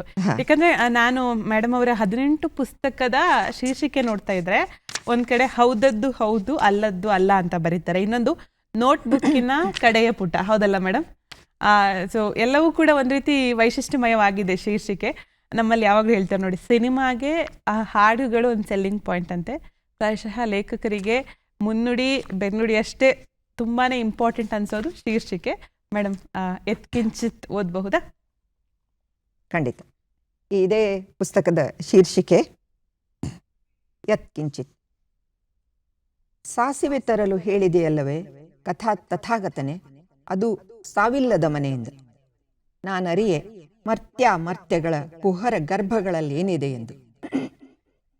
ಹುಟ್ಟು ಇಲ್ಲದ ನನ್ನ ಕೈಯೊಳಗೆ ನನ್ನ ಸಾವು ಇಲ್ಲವಲ್ಲ. ಹಾವಿನ ಬಾಯೊಳಿದ್ದು ಗುಟುಕು ನೀರಿಗೆ ಬಾಯೊಡ್ಡುವ ಕಪ್ಪೆ ಕೇಳಿತ್ತು ನಿತ್ಯ ನಿರಂತರ ಹುಟ್ಟು ಸಾವಿಗೆ ಒಡ್ಡಿದ ಪ್ರಶ್ನೆ. ಜೀವ ಜಾತರ ಪ್ರಜ್ಞೆ ಸಾಲು ತೆರೆದ ನಚಿಕೇತನಾಗಿ. ಅಗೋ ನೋಡಲ್ಲಿ ಹಾಲುಗೆನ್ನೆಯ ಮೇಲಿರುವ ಕಣ್ಣೀರ ಕರೆಯ ಸಾಕ್ಷಿಯಾಗಿ, ನಿನ್ನ ಯುದ್ಧವ ನಾನು ಮುನ್ನಡೆಸುವೆ ಅಂತ ಅಳುವ ಕಂದ ತನ್ನಪ್ಪನ ಚಿತೆಯೆದುರು ಇಟ್ಟದ್ದು ಸಾವಲ್ಲ, ಬದುಕು. ಗಿರಿಗಹ್ವರ ಶ್ರೇಣಿ ಶೋಣಿತ ಪದರಗಳ ನಡುವೆ ತಹತಹಿಸಿ ಕರೆದ ಮನಃಶಾಂತಿ. ಜಪತಪಗಳಲ್ಲಿ ಕಾಣದ ನಿನ್ನ ಸ್ಥಿರತೆ, ನಿನ್ನ ನಿಮೀಲಿತ ನೇತ್ರಗಳೊಳಗೆ ಅಡಗಿರುವುದ ಅರಿಯದ ಕಿರುಕೀಟ ನಾನು. ಅನುಮಾನದ ಹುತ್ತದೊಳಡಗಿ ದಿಟ್ಟಿನೆಟ್ಟಲ್ಲಿ ಕಣ್ಣಿಗೆದುರಾಗುವ ಅಜ್ಞಾನದ ಹೊಗೆಯೊಳಗಾಡುವ ಕೈಕಾಲುಗಳ ಬಲ ಕುಸಿದು ನಿರ್ವೀರ್ಯವಾಗುವುದೇಕೋ. ಕಚ್ಚದಿರು ಸರ್ಪವೇ ಅಂದೆ ನೀನು, ಬುಸುಗುಡದಿರು ಎಂಬುದನ್ನು ಅರಿಯದ ಉರಗ ಅದು. ರಕ್ತಸಿಕ್ತ ಹೆಡೆ ಎತ್ತುವ ಅರಿಷಡ್ವರ್ಗಗಳ ಹೊಡೆತಕ್ಕೆ ಬಿದ್ದು ಬಯಲಾದ ನನ್ನಂತರಂಗಕ್ಕೆ ಬೇಕಿತ್ತು ನಿನ್ನ ಕರುಣೆಯ ಸ್ಪರ್ಶ. ಪ್ರಶ್ನೆಗಳ ಚಕ್ರವ್ಯೂಹಕ್ಕೆ ತಳ್ಳಿ ನನ್ನ ಮನ ಮಸ್ತಿಷ್ಕದಿ ಬರೆ ಎಳೆಯುವ ಲೌಕಿಕದಿ ಉಳಿ ಒಳಿವಿನ ಕಾಳಗದಲ್ಲಿ ಸೋಲೋ ಗೆಲುವೋ ನಿನ್ನದೇ ಕೈಯೊಳಗಿದೆ ತಥಾಗತನೆ. ಬಾ ಬಾ ಕರುಣಾಳುವಾಗಿ ಬೆಳಕ ತೋರು. ಬಹಳ ಸೊಗಸಾಗಿದೆ ಮೇಡಮ್. ನಾನು ಹೇಳ್ತಾ ಇದ್ದೆ ನೋಡಿ, ನಿಮ್ಮ ಶೀರ್ಷಿಕೆಗಳ ಬಗ್ಗೆ. ತಮಗೆ ಕತೆಗಳನ್ನು ಬರೆಯೋದಕ್ಕೆ ಬಹಳ ಆಸಕ್ತಿ, ತಾವೇ ಹೇಳ್ಕೊಂಡ ಹಾಗೆ. ತಮ್ಮ ಕಥಾ ಸಂಕಲನಗಳ ಬಗ್ಗೆ ಮಾತಾಡೋಣ. ಯಾಕಂತ ಹೇಳಿದ್ರೆ ಕಥೆಗಳನ್ನು ಬರೆಯೋದು ಬಹಳ ಕಷ್ಟದ ಕೆಲಸ. ತಾವು ಹೇಳ್ದಾಗೆ ಸಣ್ಣ ವಯಸ್ಸಿನಲ್ಲಿ ಏನು ಗೊತ್ತಿಲ್ಲದಾಗ ಯಾರೂ ಅದನ್ನ ಮಾನದಂಡಗಳಿಂದ ನೋಡೋದಿಲ್ಲ. ಅಯ್ಯೋ ಹೀಗೆ ಬರೆದಿದ್ದಾರೆ, ಹಾಗೆ ಬರೆದಿದ್ದಾರೆ ಅಂತ ಬಿಟ್ಟು ವಿಮರ್ಶೆ ಕಡಿಮೆ ಇರುತ್ತೆ. ಒಂದು ಸ್ವಲ್ಪ ಹೆಸರುವಾಸಿ ಆದಮೇಲೆ ಬರೆದಾಗ ಜವಾಬ್ದಾರಿ ಹೆಚ್ಚಿರುತ್ತೆ. ಕತೆಗೊಂದು ತಾರ್ಕಿಕ ಅಂತ್ಯ ಬೇಕಾಗುತ್ತೆ, ತಿರುವುಗಳು ಬೇಕಾಗುತ್ತೆ. ಎಷ್ಟು ಜವಾಬ್ದಾರಿಯುತ ಕೆಲಸ ಅಂತ ಅನ್ಸುತ್ತೆ. ಕಥೆ ಅನ್ನೋದು ಎಲ್ಲೋ ಒಂದೆಳೆ ಮೊದಲು ಹುಟ್ಕೊಂಡಿರುತ್ತೆ ಮನಸ್ಸಿನಲ್ಲಿ. ಅದು ಎಷ್ಟೋ ಬಾರಿ ತಾನಾಗೇ ಬೆಳೀತದೆ, ಇಲ್ಲ ಅಂತಂದರೆ ನಾವು ಅದನ್ನು ಬೆಳೆಸ್ತಾ ಹೋಗ್ತೀವಿ. ಅದರ ಕೇಂದ್ರವನ್ನು ಹಿಡ್ಕೊಂಡು ಅದನ್ನು ಬೆಳೆಸ್ತಾ ಹೋದಾಗೆ ಆ ಕಥೆ ಸಿದ್ಧವಾಗುವ ಪರಿ ನಮಗೆ ಎಷ್ಟೋ ಸಾರಿ ಬೆರಗನ್ನು ತರುತ್ತೆ. ಹಾಗಾಗಿ ನಾನು ಸುಮಾರು 150 ಕಥೆಗಳನ್ನು ಬರೆದಿದ್ದು. ಅದರಲ್ಲಿ ಆಲ್ಮೋಸ್ಟ್ ಎಲ್ಲವೂ ಪ್ರಕಟ ಆಗಿವೆ. ಅವನ್ನು ನಾನು ಕ್ರೋಢೀಕರಿಸಿ ಕೆಲವೊಂದನ್ನು 5-6 ಕಥಾ ಸಂಕಲನಗಳನ್ನು ನಾನು ಹೊರಗೆ ತಂದೆ. ಹಾಗಾಗಿ ಪ್ರಿಯವಾದ ನನ್ನ ಈ ಸಾಹಿತ್ಯದ ಪ್ರಿಯವಾದ ಭಾಗ ಅಂದರೆ ಕಥೆನೇ. ಕೆಲವು ಕಥೆಗಳು ನಂದು ಹೀಗಿವೆ ಅಂದರೆ ಕೇಳ್ತಾರೆ ಪುರುಷರ ಮನೋಭೂಮಿಕೆಯನ್ನು ಅದನ್ನು ತಗೊಂಡು ನಾನು ಬರೆದಂಥದ್ದು. ನನಗೆ ಈಶ್ವರ ದೈತೋಟ ಅವರು ಮೊದಲು ಉದಯವಾಣಿಯಲ್ಲಿ ಇದ್ದಾಗ ಸಾಕಷ್ಟು ಕಥೆಗಳನ್ನು ನಾನು ಅದಕ್ಕೆ ಬರಿತಾ ಇದ್ದೆ. ಹೇಳಿದರು, ನಿಮ್ಮ ಕಥೆ ನೋಡಿದರೆ ಇವರು ಮಿಸ್ಟರ್ ದೇಶಪಾಂಡೆ ಅವರು ಬರೆದಿದ್ದಾರಾ ಅಥವಾ ಮಿಸಸ್ ದೇಶಪಾಂಡೆ ಬರೆದಿದ್ದಾರಾ ಅನಿಸ್ಬಿಡುತ್ತೆ. ಅಷ್ಟು ಪ್ರಮಾಣದಲ್ಲಿ ನಿಮ್ಮ ಕಥೆಗಳಲ್ಲಿ ಆ ಪುರುಷ ಲೋಕವನ್ನು ಕೂಡ ನೀವು ತೆರೆದಿಡ್ತೀರಿ ಅಂತ ಹೇಳಿದೆ. ಇನ್ನೊಂದು, ನಾನು ಮನಃಶಾಸ್ತ್ರದ ಸ್ವಲ್ಪ ಅಧ್ಯಯನ ಮಾಡಿದ್ದರಿಂದ ಎಷ್ಟೋ ಅಂಶಗಳನ್ನು ನಾನು ಅದರಲ್ಲಿ ತಗೊಳ್ತಾ ಇದ್ದೆ. ಒಂದು ಮಲ್ಟಿಪಲ್ ಪರ್ಸ್ನಾಲಿಟಿ ಇರುತ್ತೆ, ಇಲ್ಯೂಷನ್ಸ್ ಮತ್ತು ಹ್ಯಾಲುಸಿನೇಷನ್ಸ್ ಇರ್ತವೆ, ಭ್ರಮೆಗಳಿರ್ತವೆ, ನಿಜ ಸುಳ್ಳಿನ ಮಧ್ಯದಲ್ಲಿ ಗೆರೆಗಳಿರ್ತವೆ. ಆ ಅಂಶಗಳನ್ನು ತಗೊಂಡು ಕೂಡ ನಾನು ಕೆಲವೊಂದು ಕಥೆಗಳನ್ನು ಬರೆದಿದ್ದೀನಿ.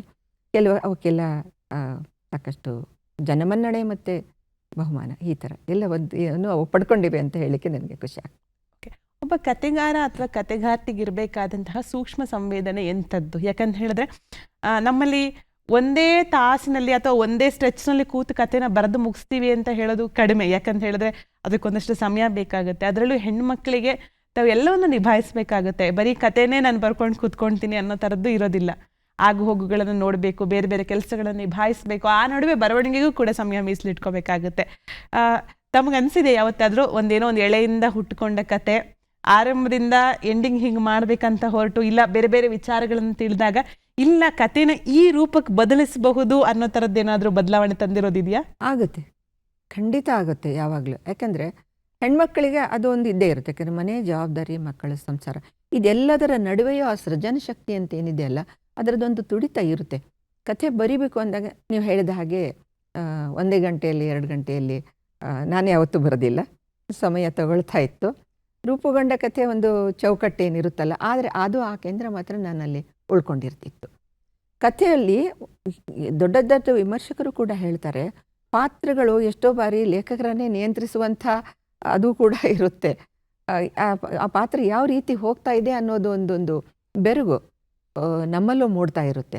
ಆದರೆ ಕೊನೆಯದಾಗಿ ನಾವು ಅದನ್ನು ಘಟ್ಟವನ್ನು ನಾವು ಯಾವುದೇ ಕಥೆಯ ಅಂತ್ಯವನ್ನಾಗಲಿ ಅದನ್ನು ಯಾವ ರೀತಿ ತಗೊಂಡು ಹೋಗ್ತೀವಿ ಅನ್ನೋದನ್ನಾಗಲಿ ನಾವು ನಿರ್ಧರಿಸ್ತೀವಿ. ಹಾಗಾಗಿ ಎಷ್ಟೋ ಬಾರಿ ಒಂದು ಸೂಕ್ಷ್ಮತೆಯನ್ನು ನಾವು ಕಾಪಾಡಬೇಕಾಗುತ್ತೆ. ಒಂದು ಮಿತಿಯನ್ನು ದಾಟ್ಕೊಂಡು ಹೋಗಲಿಕ್ಕೆ ಆಗೋದಿಲ್ಲ. ಹಾಗಾಗಿ ಆ ಕಥೆಯ ಸೌಂದರ್ಯವನ್ನು ನಾವು ಉಳಿಸಿಕೊಡ್ಬೇಕು. ಓಕೆ, ನೀವು ಬಹಳ ಇಷ್ಟ ಕತೆ ಬರೆಯೋದಂದ್ರೆ. ಕತೆ ಓದೋದು ಇಷ್ಟನ? ಈಗಲೂ ಓದ್ತೀರಾ ಕತೆಗಳನ್ನ? ತುಂಬ ಇಷ್ಟ. ಅದೇ ಹೇಳ್ದಲ್ಲ, ನಾನು ಓದೇ ಮುಖ್ಯವಾಗಿ ನಮ್ಮನ್ನು ಬರವಣಿಗೆ ಅತ್ತ ಕೊಂಡೊಯ್ಯುವ ಒಂದು ದಾರಿ. ಕಾದಂಬರಿಗಳಾಗಲಿ ಕಥೆಗಳಾಗಲಿ ಅದರಲ್ಲಿ ಏನು ನಾವು ಕಾಣ್ತಾ ಹೋಗ್ತೀವಲ್ವ, ಎಷ್ಟೋ ಬಾರಿ ಒಂದು ಹೊಳವು ಬರುತ್ತೆ ನಮಗೆ. ಇದೇ ಕಥೆಯ ಇನ್ನೊಂದು ಸ್ವರೂಪವನ್ನು ನಾನು ಅಂಥ ಪ್ರಯೋಗಗಳನ್ನ ನಾನು ಮಾಡಿದ್ದೀನಿ. ಇನ್ನೊಂದು ಸ್ವರೂಪವನ್ನು ಇನ್ನೊಂದು ರೀತಿಯಲ್ಲಿ ಆ ಒಂದು ಕಥಾವಸ್ತುವಿನಿಂದ ಎಷ್ಟೋ ಬಾರಿ ಕಥೆಗಳಾಗಲಿ ಬಂದಿರ್ತವೆ, ಕಾದಂಬರಿಗಳು ಬಂದಿರ್ತವೆ. ಹಾಗೆ ಆ ರೀತಿಯಾದ ಕೆಲವು ಪ್ರಯೋಗಗಳನ್ನು ನಾನು ಮಾಡಿದ್ದೀನಿ. ಸ್ವಂತಿಕೆ ಅಂತೂ ಬೇಕೇ ಬೇಕು. ನಿರೂಪಣೆಯಲ್ಲಿ, ಕಥಾ ಘಟ್ಟದಲ್ಲಿ, ಕಥೆಯ ಸತ್ವದಲ್ಲಿ ಸ್ವಂತಿಕೆ. ಓಕೆ, ಹೊಸ ತಲೆಮಾರಿನ ವಿಚಾರ ಅಂತ ಬಂದಾಗ ತಾವು ಯಾರ ಅಥವಾ ಯಾವ ಬಗೆಯ ಓದನ್ನು ಹೆಚ್ಚಾಗಿ ಓದ್ತಿದ್ದೀರಿ? ಯಾಕಂತ ಹೇಳಿದ್ರೆ ಇವತ್ತು ಬಹಳ ಆವಿಷ್ಕಾರಗೊಂಡಿದೆ. ನಾವು ಮೊದಲೆಲ್ಲ ಪ್ರೇಮ ಕಥೆಗಳು, ಕವನಗಳನ್ನು ಓದ್ತಿದ್ದಂಥ ರೀತಿಗೂ ಇವತ್ತಿನ ನಾವೇನು ಹೇಳ್ತೀವಿ ಜೆನ್ ಝಿ ಅಂತ ಹೇಳ್ತಾರೆ ಎಲ್ಲರೂ ಕೂಡ, ತಲೆಮಾರುಗಳು ಬದಲಾಗ್ತಾ ಹೋಗಿದೆ. ಸೊ ಇವತ್ತಿನ ಬರವಣಿಗೆಯಲ್ಲಿ ಯಾವ ವಿಚಾರಗಳನ್ನು ನೀವು ಗಮನಿಸ್ತಿದ್ದೀರಿ? ಈ ಕಾಲಘಟ್ಟಕ್ಕೆ ತಕ್ಕ ಹಾಗೆ ಕಥೆಗಳು ಬದಲಾಗ್ತಾ ಹೋಗ್ತವೆ. ಮೊದಲಿನ ನಾವು ಓದ್ತಾ ಇದ್ದಂಥ ಸಮಯದಲ್ಲಿ ಸಾಮಾನ್ಯವಾಗಿ ಸಾಂಸಾರಿಕ ಕಥೆಗಳು, ಕಾದಂಬರಿಗಳು, ಆಮೇಲೆ ತಿಳುವಳಿಕೆಯನ್ನು ಕೊಡುವಂಥ, ಈಗ ಕೆಲವರು ವೈದ್ಯರು, ಅನುಪಮ ನಿರಂಜನ ಅಂಥವರು, ಆಮೇಲೆ ಅವರೆಲ್ಲ ಬರೀತಾ ಇದ್ರಲ್ಲ, ಅದು ತೊಡಶಿಗರಿಗೆ, ತರುಣಿಯರಿಗೆ ಕಿವಿ ಮಾತು, ಹದಿಹರೆಯದವರಿಗೆ ಕಿವಿ ಮಾತು, ಆದರೆ ಕಥಾ ರೂಪದಲ್ಲೇ ಅವರು ಸಾಕಷ್ಟು ವಿಷಯಗಳನ್ನು ಅವಳು ತಿಳಿಸ್ತಾ ಇದ್ರು. ಅಂಥದ್ದು ಇತ್ತು. ಅದನ್ನು ಬಿಟ್ಟರೆ ಈ ಪ್ರೀತಿ, ಪ್ರೇಮ ಮತ್ತು ಸಂಸಾರ ಇವಂತೂ ಸಾಮಾನ್ಯವಾಗಿ ಯಾವುದೇ ಕಥಾಲೋಕಕ್ಕೆ ಬೇಕು. ಅದನ್ನು ಬಳಸಿಕೊಂಡು ಅದ್ಭುತವಾದ ಕಥಾವಸ್ತುವನ್ನು ಕೊಟ್ಟಂಥ ಕಾಲ ಆಗ ಇತ್ತು. ಆಮೇಲೆ ಒಂದು ತುಂಬ ಬಿಚ್ಚಿ ಹೇಳುವ ಸಮಯ ಇರಲಿಲ್ಲ ಆವಾಗ. ಯಾವುದನ್ನೇ ಹೇಳಬೇಕು, ಶೃಂಗಾರವನ್ನಾದರೂ ಸೂಕ್ಷ್ಮವಾಗಿ ಹೇಳ್ತಾ ಇದ್ರು. ದಂಪತಿಗಳ ಕುರಿತು ಬರೆದರೂ ಅದರಲ್ಲಿ ಒಂದು ಮರ್ಯಾದೆಯ ಒಂದು ಚೌಕಟ್ಟನ್ನು ಅಷ್ಟು ಮೀರ್ತಾ ಇರಲಿಲ್ಲ. ಅಂಥ ಒಂದು ಪರಿಸ್ಥಿತಿ ಆಮೇಲೆ ಬದಲಾವಣೆ ಆಗ್ತಾ ಬಂತು. ಯಾಕಂದರೆ ಶಿಕ್ಷಣನೇ ಆಗಲಿ, ಹದಿಹರೆಯದವರ ಮನೋಸ್ಥಿತಿಯೇ ಆಗಲಿ, ಅವರು ಬದುಕ್ತಾ ಇರುವಂಥ, ಅವರು ಎದುರಿಸ್ತಾ ಇರುವಂಥ ಪ್ರಪಂಚ ಆಗಲಿ, ಅವರು ಓದಾಗಲಿ, ಮತ್ತು ಅವರಿಗೆ ಸಿಗ್ತಾ ಇರುವಂಥ ಸೌಲಭ್ಯಗಳು, ಅದು ಫೋನ್ ಆಗಿರ್ಬೋದು, ಇಂಟರ್ನೆಟ್ ಆಗಿರ್ಬೋದು. ಹಾಗಾಗಿ ಒಂದು ಸಾಕಷ್ಟು ತೆರೆದು ಬರೆಯುವಂಥ ಕಥೆಗಳು ಈಗ ಬರ್ತಾ ಇವೆ. ಅದರಲ್ಲೂ ಒಳ್ಳೆಯದು ಕೆಟ್ಟದ್ದು ಅಂತ ಯಾವ ಸಮಯದಲ್ಲೂ ಇರ್ತಿತ್ತು, ಈಗ ಕೂಡ ಇರುತ್ತೆ. ಒಳ್ಳೆಯ ಕಥೆಗಳು ಈಗಲೂ ಬರ್ತಾ ಇವೆ, ಒಳ್ಳೆಯ ಸಾಹಿತ್ಯ ಈಗಲೂ ಬರ್ತಾ ಇದೆ. ಮೇಡಮ್, ತಾವು AI ಕುರಿತು ಕೇಳಿರ್ಬೋದು. ಇವಾಗ ಏನನ್ನೇ ಆದರೂ ಕೂಡ ಅದು ರೂಪುಗೊಳಿಸಿ ಕೊಡುತ್ತೆ ಅನ್ನೋದು. Write a letter to my boyfriend, girlfriend ಅಂತ ಹೇಳಿದ್ರೆ ಅದು ಜನ್ರೇಟ್ ಮಾಡೋ ರೀತಿ, ಅಥವಾ ಯಾವುದೋ ಈ ಸಂದರ್ಭಕ್ಕೆ ಹೋಲುವ ಕವಿತೆ ಸಾಲುಗಳನ್ನ ಕೊಡಿ ಅಂತ ಹೇಳಿದ್ರೆ AI ಜನ್ರೇಟ್ ಮಾಡಿಕೊಡುವಂತಹ ಒಂದು ಟೂಲನ್ನು ಈಗ ನಾವು ಕಾಣ್ತಾ ಇದ್ದೀವಿ ಕೂಡ. ಸೊ ಹೊಸ ತಲೆಮಾರು ಬರವಣಿಗೆ ಎಲ್ಲೋ ಒಂದು ಕಡೆ ಓದುಗರು ಕಡಿಮೆ ಇರುವಂತಹ ಸಂದರ್ಭದಲ್ಲಿ, ಬರವಣಿಗೆನೂ ಬರಿಬೇಕೋ ಬೇಡವಂತ ಯೋಚನೆ ಮಾಡುವಂತಹ ಸಂದರ್ಭದಲ್ಲಿ ಈ ರೀತಿಯ ವಿಚಾರಗಳು ಸುಳಿದಾಗ ಒಬ್ಬ ಬರಹಗಾರ್ತಿಯಾಗಿ ತಮಗೇನು ಅನಿಸುತ್ತೆ ಅನ್ನೋದು? ಒಂದು ರೀತಿಯಲ್ಲಿ ವಿಷಾದವಾಗುತ್ತೆ. ಯಾಕೆಂದರೆ ಸೃಜನ ಶಕ್ತಿ ಅಂತ ಏನಿದೆಯಲ್ಲ ಮನುಷ್ಯರಿಗೆ, ದೈವದತ್ತ ವರ ಅದು. ದೇವರು ಶಿಕ್ಷಣವನ್ನು ಕೊಟ್ಟು ಓದಿ ಅದು ಕಾಲ್ಪನಿಕ ಶಕ್ತಿಯನ್ನು ಬೆಳೆಸಿ, ಮತ್ತು ನಿಮ್ಮಲ್ಲಿ ಬರಹದ ಒಂದು ಶಕ್ತಿಯನ್ನು ದೇವರು ತುಂಬಿದ್ದಾನೆ, ಕಲಾತ್ಮಕತೆಯನ್ನು ತುಂಬಿದ್ದಾನೆ ಅಂತಂದರೆ ಅದರಿಂದ ಹೊರಬರುವ ಏನು ಸಾಹಿತ್ಯವಾಗಲಿ, ಕವಿತೆ ಆಗಲಿ, ಬೇರೆ ಯಾವುದೇ ಆಗಲಿ, ಅದರಲ್ಲಿರುವ ಒಂದು ಮನುಷ್ಯರ ಟಚ್ ಇರುತ್ತೆ, ಅದರಲ್ಲಿ ಮಾನವೀಯ ಭಾವನೆಗಳ ಟಚ್ ಇರುತ್ತೆ. AI ಎಷ್ಟೇ ಆದರೂ ಒಂದು ಕೃತಕ ಬುದ್ಧಿಮತ್ತೆಯು ಬಹುಶಃ ಇನ್ನು ಮುಂದೆ ಅದು ಕೂಡ ಭಾವನಾತ್ಮಕತೆಯನ್ನು ತುಂಬಿಕೊಂಡು ಬರುವ ಕಾಲ ಬರುತ್ತೋ ಏನೋ ನನಗೆ ಗೊತ್ತಿಲ್ಲ. ಸದ್ಯಕ್ಕಂತೂ ಕೊಟ್ಟ ವಸ್ತುವನ್ನು ತಗೊಂಡು ಅದು ಮಾಡಿಕೊಡ್ತಾ ಇದೆ. ಅದನ್ನು ಹೆಚ್ಚಾಗಿ ತರುಣ ಪೀಳಿಗೆ, ಯಂಗರ್ ಜನ್ರೇಷನ್, ನೀವು ಹೇಳಿದ್ರೆ ಜನ್ಜಿ ಅವರು ಅದನ್ನು. ಆದರೆ ಹಿರಿಯ ಲೇಖಕರಾಗಲಿ, ತಮ್ಮದೇ ಸ್ವಂತ ಕಲ್ಪನೆಯನ್ನು, ಸೃಜನ ಶಕ್ತಿಯನ್ನು ಬಳಸಿ ಬರೆಯುವವರಾಗಲಿ ಬಹುಶಃ ಅದರ ಕಡೆ ವಾಲಿಕ್ಕಿಲ್ಲ ಅನ್ನುವ ಒಂದು ಅನಿಸಿಕೆ ನನ್ನಲ್ಲಿದೆ. ಬಹಳ ಸೊಗಸಾಗಿ ಹೇಳಿದ್ರಿ. ಮನುಷ್ಯನಿಗೆ ಹಸಿವಿರಬೇಕು, ಹಸಿವಿರಿದ್ರೆ ಅವನೇನಾದರೂ ಬರಿಬಹುದು. AI ಅಂತ ಹಸಿವಿರೋದಿಲ್ಲ, ಯಾರೋ ಹೇಳಿದ್ರೆ ಅದು ಕೃತಿಕವಾಗಿ ಸೃಷ್ಟಿಸುತ್ತೆ ಅನ್ನೋದು ಇವತ್ತಿನ ದಿನದಲ್ಲಿ ನೀವು ಹೇಳಿದ ಹಾಗೆ ಒಂದು ವಿಷಾದದ ಸಂಗತಿ ಕೂಡ ಹೌದು. ನಮಗೆ ಪ್ರವಾಸಿ ಕಥನಗಳಲ್ಲಿ ಆಸಕ್ತಿ ಹೆಚ್ಚು. ತಾವು ಕೂಡ ಮಗಳನ್ನ ನೋಡೋಕ್ಕೆ, ಅಳಿಯನ್ನ ನೋಡೋದಕ್ಕೆ, ಮೊಮ್ಮಕ್ಕಳು ನೋಡೋಕೆ ಹೋಗ್ತಿರ್ತೀರಾ ಅಥವಾ ಸುತ್ತಿದ್ದೀರಾ ದೇಶಗಳನ್ನು? ಹಾಗಾಗಿ ಬರೆಯೋದಕ್ಕೆ ಸಾಧ್ಯ ಆಯಿತಾ ಅಥವಾ ಹೇಗೆ ರೂಪುಗೊಳ್ತಿದ್ದು? ಪ್ರವಾಸ ನನ್ನ ಆಸಕ್ತಿ ಚಿಕ್ಕಂದಿನಿಂದಲೂ ಇತ್ತು. ಆದರೆ ಮೊದಲು ಅಷ್ಟು ಒಂದು ಸುತ್ತಾಡಲಿಲ್ಲ. ನಾನು ಸುಮಾರು ಈಗ 20 ವರ್ಷಗಳಿಂದ ಪ್ರತಿ ವರ್ಷ ನನ್ನ 2 ಹೆಣ್ಮಕ್ಳು ಬೇರೆ ಬೇರೆ ದೇಶಗಳಲ್ಲಿದ್ದಾರೆ. ಒಬ್ಬಳು ನನ್ನ 2ನೇ ಮಗಳು ಅಮೆರಿಕದ ಅಟ್ಲಾಂಟಾದಲ್ಲಿದ್ದಾರೆ, ಹಿರಿಯ ಮಗಳು ಫಿನ್ಲೆಂಡಲ್ಲಿದ್ದಾರೆ. ಹಾಗೆ ನಾನು 1 ವರ್ಷ ಅಲ್ಲಿ 1 ವರ್ಷ ಇಲ್ಲಿ ಹೋಗ್ತಾ ಇರ್ತೀನಿ. ಸಾಮಾನ್ಯವಾಗಿ ಪ್ರತಿ ವರ್ಷ ಇರುತ್ತೆ. ಹಾಗಿರುವಾಗ ಏನಾಗುತ್ತೆ, ನನ್ನ ಪ್ರವಾಸದ ಆಸಕ್ತಿಯನ್ನು ಗುರುತಿಸಿ ನಾವು ಯಾವತ್ತೂ ಪ್ಯಾಕೇಜ್ ಟೂರ್ಗಳಲ್ಲಿ ಹೋಗಿಲ್ಲ. ಒಂದು 15 ದಿನ ಪೂರ್ತಿಯಾಗಿ ಆ ಸಮಯವನ್ನು ಇಟ್ಕೊಳ್ತೀವಿ. ಆ ಸಮಯವನ್ನು ಇಟ್ಕೊಂಡು ನಮ್ಮದೇ ವೆಹಿಕಲ್ಲು ಸಾಧ್ಯವಿದ್ದರೆ, ಇಲ್ಲಾಂದರೆ ತೊಗೊಂಡೋಗಿ ನಾನು ಯಾವ ಸ್ಥಳಗಳನ್ನು ನೋಡಬೇಕು ಅನ್ನೋದ್ರ ಕುರಿತಾಗಿ ಮೊದಲೇ ಸ್ವಲ್ಪ ತಿಳ್ಕೊಂಡಿರ್ತೀನಿ, ನೋಟ್ ಮಾಡ್ಕೊಂಡಿರ್ತೀನಿ.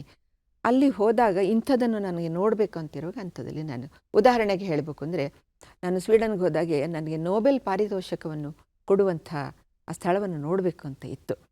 ಸಾಮಾನ್ಯವಾಗಿ ಬೆಳಗಿನ ಹೊತ್ತು ಅಲ್ಲಿ ಬಿಡಲ್ಲ. ಆದರೆ ನಾನು ಬರೀತೀನಿ ಅಂತ ಹೇಳಿ ನನ್ನ ಚಿಕ್ಕ ಅಳಿಯ ಅಲ್ಲಿ ಪರ್ಮಿಷನ್ ತೊಗೊಂಡು ಆ ಜಾಗಕ್ಕೆ ನನ್ನನ್ನು ಕರ್ಕೊಂಡು ಹೋದರು, ಒಳಗೆ ಕನ್ಸರ್ಟ್ ಹಾಲಿಗೆ. ಆ ಜಾಗದಲ್ಲಿ ನಿಂತಾಗ ನನಗೆ ನಿಜ ಹೇಳಬೇಕು ಅಂದರೆ ಮನಸ್ಸು ತುಂಬಿ ಬಂತು. ಎಂತೆಂಥ ದಿಗ್ಗಜರು, ಎಂತೆಂಥ ಸಾಹಿತಿಗಳು, ಎಂತೆಂಥ ಜ್ಞಾನವೇತ್ತರು ಇಲ್ಲಿ ಬಂದು ನಿಂತಿದ್ದಾರೆ, ಇಲ್ಲಿ ಮಾತಾಡಿದ್ದಾರೆ. ಈ ಜಾಗಕ್ಕೆ ನಾನು ನೋಡುವಂಥ ನನಗೆ ಅವಕಾಶ ಸಿಕ್ತು ಅಲ್ಲ ಅಂತ ಅನ್ನುವ ಒಂದು ಖುಷಿಯಾಗಿತ್ತು. ಹಾಗೆಯೇ 2 ನಾಸಾ ಕೇಂದ್ರಗಳಿಗೆ ನಾನು ಭೇಟಿ ಕೊಟ್ಟಿದ್ದೀನಿ. ಒಂದು ಹ್ಯೂಸ್ಟನ್ನಲ್ಲಿ ಇದು ಮಿಷನ್ ಕಂಟ್ರೋಲ್ ಸೆಂಟರ್ ಇದೆ, ಇನ್ನೊಂದು ಕೇಪ್ ಕೆನಡಿಯಲ್ಲಿದೆ. 2 ನಾಸಾ ಕೇಂದ್ರಗಳಿಗೆ ನಾನು ಹೋದಾಗ ಸ್ವಲ್ಪ ಸಮಯದ ಹಿಂದೆ, ಈಗ ಬಹುಶಃ ಅಷ್ಟೊಂದು ಗೈಡೆಡ್ ಟೂರ್ಗಳನ್ನು ಕೊಡ್ತಾ ಇರಲಿಲ್ಲ, ಗೊತ್ತಿಲ್ಲ. ನನಗೆ 2 ಕಡೆಗಳಲ್ಲಿ ಒಳ್ಳೆಯ ಗೈಡೆಡ್ ಟೂರ್ಗಳು ಸಿಕ್ಕಿದ್ವಿ. ನಾನು ಬಹುಶಃ 2005-6 ಇರಬೇಕು, ಹ್ಯೂಸ್ಟನ್ ನಾಸಾ ಕೇಂದ್ರಕ್ಕೆ ಹೋಗಿದ್ದು. ಕಲ್ಪನಾ ಚಾವ್ಲಾ ಆವಾಗ ತರಬೇತಿಯಲ್ಲಿ ಇದ್ದರು. ಅವ್ರದ್ದು ಗಗನನೌಕೆ ಸ್ಪೇಸ್ ಶಟಲ್ ಹಾರಲಿಕ್ಕಿತ್ತು. ದುರ್ದೈವದಿಂದ ಮುಂದೆ ಅದು ವಿಫಲವಾಯಿತು, ಅವರನ್ನು ನಾವು ಕಳ್ಕೊಂಡ್ವಿ. ಆದರೆ ಅಲ್ಲಿನ ಒಂದು ಏನು ಬೆರಗು ಅಲ್ಲಿ ಬಯಲಲ್ಲೇ ಡಿಸ್ಪ್ಲೇ ಮಾಡಿದ್ದಾರೆ, ದೊಡ್ಡ ದೊಡ್ಡ ದೊಡ್ಡ ರಾಕೆಟ್ಗಳನ್ನು ಬಯಲಲ್ಲಿ ಡಿಸ್ಪ್ಲೇ ಮಾಡಿದ್ದಾರೆ. ಆ ಎಲ್ಲ ಸ್ಥಳಗಳಿಗೂ ನಮ್ಮನ್ನು ಕರ್ಕೊಂಡೋಗಿ ತೋರಿಸಿ, ಆಮೇಲೆ ಮಿಷನ್ ಕಂಟ್ರೋಲ್ ರೂಮಿಗೂ ಕರ್ಕೊಂಡೋಗಿ ಅಲ್ಲಿ ಅಮೇರಿಕದ ಅಧ್ಯಕ್ಷರುಗಳು ಒಂದು ಎಲ್ಲರಿಗೂ ಒಂದು ಆನಂದ ಖುಷಿಯನ್ನು ಕೊಡೋಣ ಅಂತ ನೀವು ಕೂಡ ಅಲ್ಲಿ ನಿಂತು ಮಾತಾಡಬಹುದು ಅಂತ ಒಂದು ವೇದಿಕೆಯನ್ನು ಕೂಡ ನಮಗೆ ಕೊಟ್ಟಿದ್ದರು. ಕೇಪ್ ಕೆನಡಿ ಕೂಡ ಹಾಗೆ. ಅಲ್ಲಿನ ಒಂದು ಸ್ವಾರಸ್ಯ ಹೇಳ್ತೀನಿ. ಅಲ್ಲಿ ಇದಕ್ಕೆ ಕರ್ಕೊಂಡೋದ್ರು, ಉಡಾವಣೆ ಆಗುತ್ತಲ್ಲ, ಸ್ಪೇಸ್ ಶಟ್ಲ್ ಉಡಾವಣೆ ಆಗುವ ಆ ಸಮಯದಲ್ಲಿ ಏನಿದೆ ಅಂದರೆ Pier 39 ಮತ್ತು Pier 38 ಅಂತ ಎರಡಿವೆ. ಅಲ್ಲಿಗೆ ಕರ್ಕೊಂಡೋಗಿದ್ರು ನಮ್ಮ ಗೈಡೆಡ್ ಟೂರಲ್ಲಿ. ಅಲ್ಲಿ 2 ನದಿಗಳಿವೆ, ಒಂದು ಬನಾನಾ ರಿವರ್ ಮತ್ತು ಇನ್ನೊಂದು ಇಂಡಿಯನ್ ರಿವರ್. ಆ ಇಡೀ ಏರಿಯಾದಲ್ಲಿ ಏನು ಮಾಡಿರ್ತಾರೆ, ಸಾಕಷ್ಟು ದೊಡ್ಡ ದೊಡ್ಡ ಕೊಳಗಳನ್ನು ಕಟ್ಟಿ ಆ ಕೊಳಗಳಲ್ಲಿ ಅಲಿಗೇಟರ್ಗಳಿರ್ತವೆ ಮತ್ತು ಅಲ್ಲಿ ಬಹಳಷ್ಟು ಹಸಿರು ಇದೆ, ಪ್ರಾಣಿ ಪಕ್ಷಿಗಳಿವೆ, ಅವೆಲ್ಲವೂ ಇದೆ ಸ್ಪೇಸ್ ಶಿಪ್ಪನ್ನು ಉಡಾವಣೆ ಮಾಡುವ ಜಾಗದಲ್ಲಿ. ನನಗೆ ಅವರು ಹೇಳಿದ್ದೇನೆಂದರೆ, ರಾಕೆಟ್ ಉಡಾವಣೆ ಆಗುವುದಕ್ಕಿಂತ 2 ದಿನ ಮೊದಲು ಅಲಿಗೇಟರ್ಗಳು ನೀರೊಳಗೆ ಹೋಗಿಬಿಡ್ತವೆ, ಹೊರಗೆ ಬರಲ್ಲ. ಯಾಕೆಂದರೆ ಅವುಗಳಿಗೆ ಒಂದು ಅತೀಂದ್ರಿಯ ಶಕ್ತಿ, ಅಲ್ಲಿನ ಭೂಮಿಯ ಒಳಗಿನ ತರಂಗಗಳು, ಆ ನಡುಕ, ಬೆಂಕಿ ಉಗುಳುವ ರಾಕೆಟ್ಟಿನ ಒಂದು ಇದು ಅವಕ್ಕೆ ಮೊದಲೇ ಗೊತ್ತಾಗ್ತದೆ ಅನಿಸುತ್ತೆ. ಬಹುಶಃ 2 ದಿನ ಅವರು ನೀರಿನಿಂದ ಆಚೆಗೆ ಬರಲ್ಲ ಅವು ಅಂತ. ಹೀಗೆ ಎಷ್ಟೋ ಸ್ವಾರಸ್ಯಗಳನ್ನು ನಾವು ಅಲ್ಲಿ ನೋಡಿದ್ವಿ. ಚಂದ್ರಶಿಲೆಯನ್ನು ತಂದಿಟ್ಟಿದ್ರು. ಚಂದ್ರಶಿಲೆಯನ್ನು ನಮ್ಮ ಕೈಯಿಂದ ಮುಟ್ಟುವ ಒಂದು ಅವಕಾಶ ಸಿಕ್ಕಿತ್ತು. ಪ್ರವಾಸಿ ಕಥೆನ ಅಂತ ಹೇಳಿದ್ರೆ ಒಂದು ಸ್ವಾರಸ್ಯಕರವಾದದ್ದು. ನಾವು ಹೇಳ್ತಾ ಇದ್ದೋಣ ಸ್ವಾರಸ್ಯಕರ ಅಂತ ಅನಿಸ್ತದೆ ನೋಡಿ, ಬೇರೆ ಬೇರೆ ದೇಶಗಳಲ್ಲಿ ಯಾವೆಲ್ಲ ವಿಚಾರಗಳಿದೆ ಅಂತ ಹೇಳಿ. ಹಾಗಾಗಿ ತಾವು ಅದನ್ನ ಸುಂದರವಾಗಿ ಕಟ್ಟುವಂತಹ ಪ್ರಯತ್ನ ಮಾಡಿದ್ದೀರಿ. ತಮ್ಮ ಸುಪುತ್ರಿಯರ ಹೆಸರು? ಇನ್ನೊಂದು ಹೇಳ್ತೀನಿ, ನಾನು 23 ದೇಶಗಳನ್ನು ಬಿಡಿಯಾಗಿ ಹೋಗಿ ಬಂದಿದ್ದು. ನನ್ನ 2 ಹೆಣ್ಮಕ್ಕಳ ಹೆಸರು, ಚಿಕ್ಕವಳ ಹೆಸರು ಪೂಜಾ ಅಂತ, ಪೂಜಾ ಹನುಮಸಾಗರ, ಅವಳು ಅಲ್ಲಿ ಜಾಬ್ ಮಾಡ್ತಾಳೆ. ನನ್ನ ಅಳಿಯ ಸಾಫ್ಟ್ವೇರ್ ಇಂಜಿನಿಯರು. ಹಿರಿಯ ಮಗಳು ಫಿನ್ಲೆಂಡಲ್ಲಿದ್ದಾಳೆ. ಅವಳು ಕೊಂಪಾಸಿ ಅಂತ ಒಂದು ಆರ್ಗನೈಸೇಷನ್ ಇದೆ. ಫಿನ್ಲೆಂಡಲ್ಲಿ ನೀವು ಭಾಷೆ ಕಲಿಬೇಕು, ಕಲಿತ್ರೇ ಅವರು ಅಲ್ಲಿ ನೀವು ಮಿಳಿತವಾಗಲಿಕ್ಕೆ ಸಾಧ್ಯ. ಹಾಗೆ ಒಂದು ಮಲ್ಟಿಕಲ್ಚರಲ್ ಸೆಂಟರ್ ಇದೆ, ಅವಳು ಅಲ್ಲಿ ಕೌನ್ಸಿಲರ್ ಆಗಿ ಕೆಲಸ ಮಾಡ್ತಾಳೆ. ಲೀಗಲಿ ಇಮಿಗ್ರೆಂಟ್ಸ್ ಅಂದರೆ ಕಾನೂನುಬದ್ಧವಾಗಿ ಅಲ್ಲಿಗೆ ಬಂದಂಥ ಜನರನ್ನು ಫಿನ್ಲೆಂಡಿನ ಮುಖ್ಯ ಸಾಂಸ್ಕೃತಿಕ ವಲಯದಲ್ಲಿ ಸೇರಿಸೋ ಪ್ರಯತ್ನವನ್ನು ಮಾಡುವಂಥ ಸಂಸ್ಥೆ, ಅಲ್ಲಿ ಅವಳು ಕೆಲಸ ಮಾಡ್ತಾಳೆ. ನನ್ನ ಅಳಿಯ ಸೀನಿಯರ್ ಸೈಂಟಿಸ್ಟ್ ಆಗಿ, ಪ್ರಿನ್ಸಿಪಲ್ ಸೈಂಟಿಸ್ಟ್ ಆಗಿ ಫಿನ್ಲೆಂಡ್ ಸರ್ಕಾರಕ್ಕೆ ಅವರು ಅಲ್ಲಿದ್ದಾರೆ, ಕೆಲಸ ಮಾಡ್ತಾರೆ. ತಮಗೆ ತುಂಬಾ ಸಪೋರ್ಟ್ ಮಾಡುವಂತಹ ತಮ್ಮ ಮಗ, ಅವ್ರ ಜೊತೆ ತಾವು ಬೆಂಗಳೂರಿನಲ್ಲಿ ಇರ್ತೀರಿ. ತಮ್ಮ ಮಗನ ಬಗ್ಗೆ ಹೇಳಿ, ಅವ್ರಿಗೆ ಸಾಹಿತ್ಯ ಆಸಕ್ತಿ ಹೇಗಿದೆ? ತಾವು ಬರೆದಿದ್ದನ್ನೆಲ್ಲ ಓದ್ತಾರಾ, ವಿಮರ್ಶೆ ಮಾಡ್ತಾರಾ? ಖಂಡಿತ ಅವ್ರು ಮಾಡಲೇಬೇಕು. ಮತ್ತೆ ಯಾಕೆಂದರೆ ಮೊದಲ ಓದುಗರಾಗಿ ಅವರು, ನಾನು ಒಂದು ಹೆಮ್ಮೆ ನನಗಿದೆ, ಅವನ ಕನ್ನಡ ನನಗಿಂತಲೂ ಚೆನ್ನಾಗಿದೆ. ಹೌದಾ? ಮನೋಜ್ ದೇಶಪಾಂಡೆ ಅಂತ, ಇಲ್ಲಿ ಬೆಂಗಳೂರಲ್ಲಿ HR ಸೀನಿಯರ್ ಮ್ಯಾನೇಜರ್ ಆಗಿ ಕೆಲಸ ಮಾಡ್ತಾರೆ. ಅವರು ಕೂಡ ಕವಿತೆಗಳನ್ನು, ಪ್ರಾಸಬದ್ಧ ಲಯಬದ್ಧ ಕವಿತೆಗಳನ್ನು ಬರಿತಾ ಇದ್ರು, ಕಥೆಗಳನ್ನು ಕೂಡ ಬರಿತಾ ಇದ್ರು. ಮತ್ತೆ ಬರ್ತಾ ಬರ್ತಾ ಈಗ ದೊಡ್ಡವರಾದ್ಮೇಲೆ ಕೆಲಸದ ಒತ್ತಡಗಳಿಂದ ಆಗೋದಿಲ್ಲ. ಅವರ ಕವಿತೆಗಳನ್ನು ಸುಮತೀಂದ್ರ ನಾಡಿಗ ಅವರು ಮೆಚ್ಚಿಕೊಂಡು ಬಹುಮಾನ ಎಲ್ಲ ಕೊಟ್ಟಿದ್ದು ಇದೆ. ಹಾಗಾಗಿ ಇದು ಒಂದು ಭಾಷೆಯ ವಿಷಯದಲ್ಲಿ ನಾವು ಮಾತಾಡ್ತಾ ಇರ್ತೀವಲ್ಲ, ಆಗ ಸಾಕಷ್ಟು ಇನ್ಪುಟ್ಗಳನ್ನು ನನ್ನ ಮಗ ನನಗೆ ಕೊಡ್ತಾರೆ. ಅದು ಬೆಂಬಲವಾಗಿರ್ತಾರೆ, ಯಾವುದೇ ಕಾರ್ಯಕ್ರಮಕ್ಕೂ ಅವರ ಜೊತೆ ಇರ್ತಾರೆ. ಬಹಳ ಖುಷಿ ಆಗೋದೇನಂತ ಹೇಳಿದ್ರೆ, ಒಬ್ಬ ಭಾರತೀಯ ಮಹಿಳೆ ತಾವು ಅಮೆರಿಕದಲ್ಲಿ ನಡೆದಂತಹ ವಿಶ್ವ ಕನ್ನಡ ಸಮ್ಮೇಳನದಲ್ಲಿ 2024ಕ್ಕೆ ತಮ್ಗೆ ಆಹ್ವಾನ ಬರುತ್ತೆ. ತಾವು ಒಂದು ವಿಚಾರದ ಬಗ್ಗೆ ಮಾತನಾಡಬೇಕು ಅಂತ, ತಾವು ಬಹಳ ಸೊಗಸಾದ ವಿಚಾರವನ್ನು ಆಯ್ಕೆ ಮಾಡ್ತೀರಿ, ಶತಮಾನದ ಲೇಖಕಿಯರು ಅಂತ. ಎಲ್ಲೋ ಕನ್ನಡ ಮಣ್ಣಿನ ಹೆಣ್ಣು ಮಗಳೊಬ್ಬಳು ಬೇರೆ ದೇಶದಲ್ಲಿ ಕನ್ನಡಿಗರೆಲ್ಲ ಸೇರಿ ಮಾಡುವಂತಹ ಒಂದು ಹಬ್ಬದಲ್ಲಿ ನಿಂತು ಮಾತನಾಡುವ ಖುಷಿ, ನಮ್ಮ ಲೇಖಕಿಯರನ್ನು ಪ್ರತಿನಿಧಿಸುವಂತಹ ಒಂದು ಸಂತೋಷ ಎಂಥದ್ದು. ನಿಜವಾಗಿಯೂ ನಾನು ಊಹಿಸಿರಲಿಲ್ಲ ನನಗೆ ಹೀಗೆ ಒಂದು ಆಹ್ವಾನ ಬರಬಹುದು ಅಂತ. ಅಕಸ್ಮಾತ್ತಾಗಿ ಅವರಿಂದ ಒಂದು ನಿರ್ವಾಹಕ ಮಂಡಳಿಯಿಂದ ನನಗೆ ಒಂದು ಮೆಸೇಜ್ ಬಂತು, ನೀವೇನಾದರೂ ಬರ್ತಾಯಿದ್ದೆ. ಅಟ್ಲಾಂಟಾಗೆ ನಾನು ಯಾವಾಗಲೂ ಹೋಗ್ತಾ ಇರ್ತೀನಿ, ನೀವಿದ್ದೀರಾ ಅಟ್ಲಾಂಟಾದಲ್ಲಿ, ಬಂದಿದ್ದೀರಾ ಅಂತ. ಈಗ ಸದ್ಯಕ್ಕಂತೂ ನಾನಿಲ್ಲ, ಬಹುಶಃ ರಜೆಯಲ್ಲಿ ಹೋಗ್ತೀನಿ ಅಂತ ಹೇಳಿದೆ. ಆಮೇಲೆ ನನಗೆ ಆಗಲೂ ಗಮನಕ್ಕೆ ಬರಲಿಲ್ಲ ಅದು, ಯಾಕೆ ಕೇಳ್ತಾ ಇದ್ದಾರೆ. ಆಮೇಲೆ ನಾನು ಕೇಳಿದೆ, ಯಾಕೆ ಕೇಳ್ತಾ ಇದ್ದೀರಿ ಅಂತ. ನೀವು ಬಂದರೆ ಬನ್ನಿ, ರಿಚ್ಮಂಡಿಗೆ ಬನ್ನಿ, ಅಕ್ಕ ಸಮ್ಮೇಳನ ನಡೀತಾ ಇದೆ, ನೀವು ಭಾಗವಹಿಸಿ ಒಂದು ಭಾಷಣ ಅಥವಾ ಒಂದು ಉಪನ್ಯಾಸ ಏನಾದರೂ ಮಾಡಬೇಕು ನೀವು ಇಲ್ಲಿ. ಸಹಜವಾಗಿ ಖುಷಿಯಾಯಿತು. ಹಾಗಾಗಿ ನಾನು ಅಲ್ಲಿ ಹೋಗಿದ್ದೆ. 2-3 ವಿಷಯಗಳಿದ್ದವು. ಆದರೆ ಒಬ್ಬ ಲೇಖಕಿಯಾಗಿ ನಾನು ಶತಮಾನದ ಲೇಖಕಿಯರು ಅಂತ ಆಯ್ಕೆ ಮಾಡಿಕೊಂಡೆ. ಆದರೆ ನನಗೇನು ಮನಸ್ಸಿನಲ್ಲಿ ಬಂತು, ನಮ್ಮ ಕನ್ನಡಕ್ಕೆ ಒಂದು ಶತಮಾನ ಅಲ್ಲ, ಅನೇಕ ಶತಮಾನಗಳಿಂದ ಲೇಖಕಿಯರು ಬಹಳಷ್ಟು ಕೊಡುಗೆಯನ್ನು ಕೊಟ್ಟಿದ್ದಾರೆ. ಅವರ ಕುರಿತಾಗಿ ನಾನು ಹೇಳಬೇಕು ಅಂತ ಹೇಳಿ ನಮ್ಮ ವೇದಕಾಲೀನ ಗಾರ್ಗಿ ವಾಚಕ್ನಮಿ, ಮೈತ್ರೇಯಿ, ಉಭಯ ಭಾರತಿ ಇಂಥವರು ಕೂಡ ತಮ್ಮದೇ ಆದ ಒಂದು ಸೊಗಡನ್ನು ಸಂಸ್ಕೃತ ಕನ್ನಡದಕ್ಕೆ ಕೊಟ್ಟರು. ಹಾಗೆ ಕನ್ನಡದ ಒಂದು ಸಾಹಿತ್ಯ ಅನ್ನೋದು ಆರಂಭವಾಗೋದು, ಮಹಿಳಾ ಸಾಹಿತ್ಯ ಆಗೋದು 10-11ನೇ ಶತಮಾನದಲ್ಲಿ. ಕಂತಿ ಅವರಿಂದ, ಹೊಯ್ಸಳರ ದೊರೆ ಬಲ್ಲಾಳರಾಯರ ಆಸ್ಥಾನದಲ್ಲಿ ಕಂತಿ ಅಂತ ಕವಿಯತ್ರಿ ಇದ್ದರು. ಒಂದು ಸ್ವಾರಸ್ಯ ಹೇಳ್ತೀನಿ, ನಾಗಚಂದ್ರ ಅಂತ ಒಬ್ಬರು ಕವಿ ಇದ್ದರು. ಅಲ್ಲಿ ಆಸ್ಥಾನದಲ್ಲಿ ಸಾಮಾನ್ಯವಾಗಿ ಈ ಕವಿಗಳದ್ದು ಚರ್ಚೆಗಳು, ವಾದಗೋಷ್ಠಿ ಇದೆಲ್ಲನೂ ನಡೀತಾ ಇದ್ವು. ಆಗ ನಾಗಚಂದ್ರ ಒಮ್ಮೆ ಕಂತಿಗೆ ಒಂದು ಸವಾಲ್ ಜವಾಬ್ ಅಂತ ನಡೀತಾ ಇರ್ತಿತ್ತು. ಸವಾಲನ್ನು ಕೊಡ್ತಾರೆ, ಒಂದು ಅರೆವಾಕ್ಯವನ್ನು ಪೂರ್ಣಗೊಳಿಸುವುದು. ಅವ್ರು ಹೇಳ್ತಾರೆ, ದನಮಂ ಕಡಿದು ಬಸದಿಗೆ ಎಳೆಯುತ್ತಿರ್ತಾರೆ.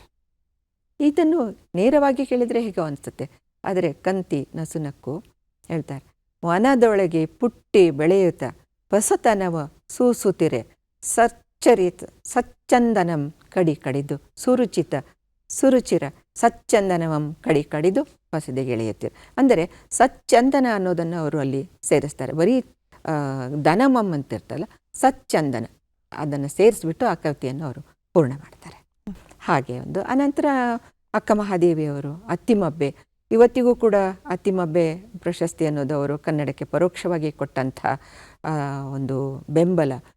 ರನ್ನ ಪೊನ್ನರಂಥ ಕವಿಗಳನ್ನು ಅವರು ಬೆಳೆಸಿದ್ದು, ಪ್ರೋತ್ಸಾಹ ಕೊಟ್ಟಿದ್ದು, ಪೋಷಿಸಿದ್ದು.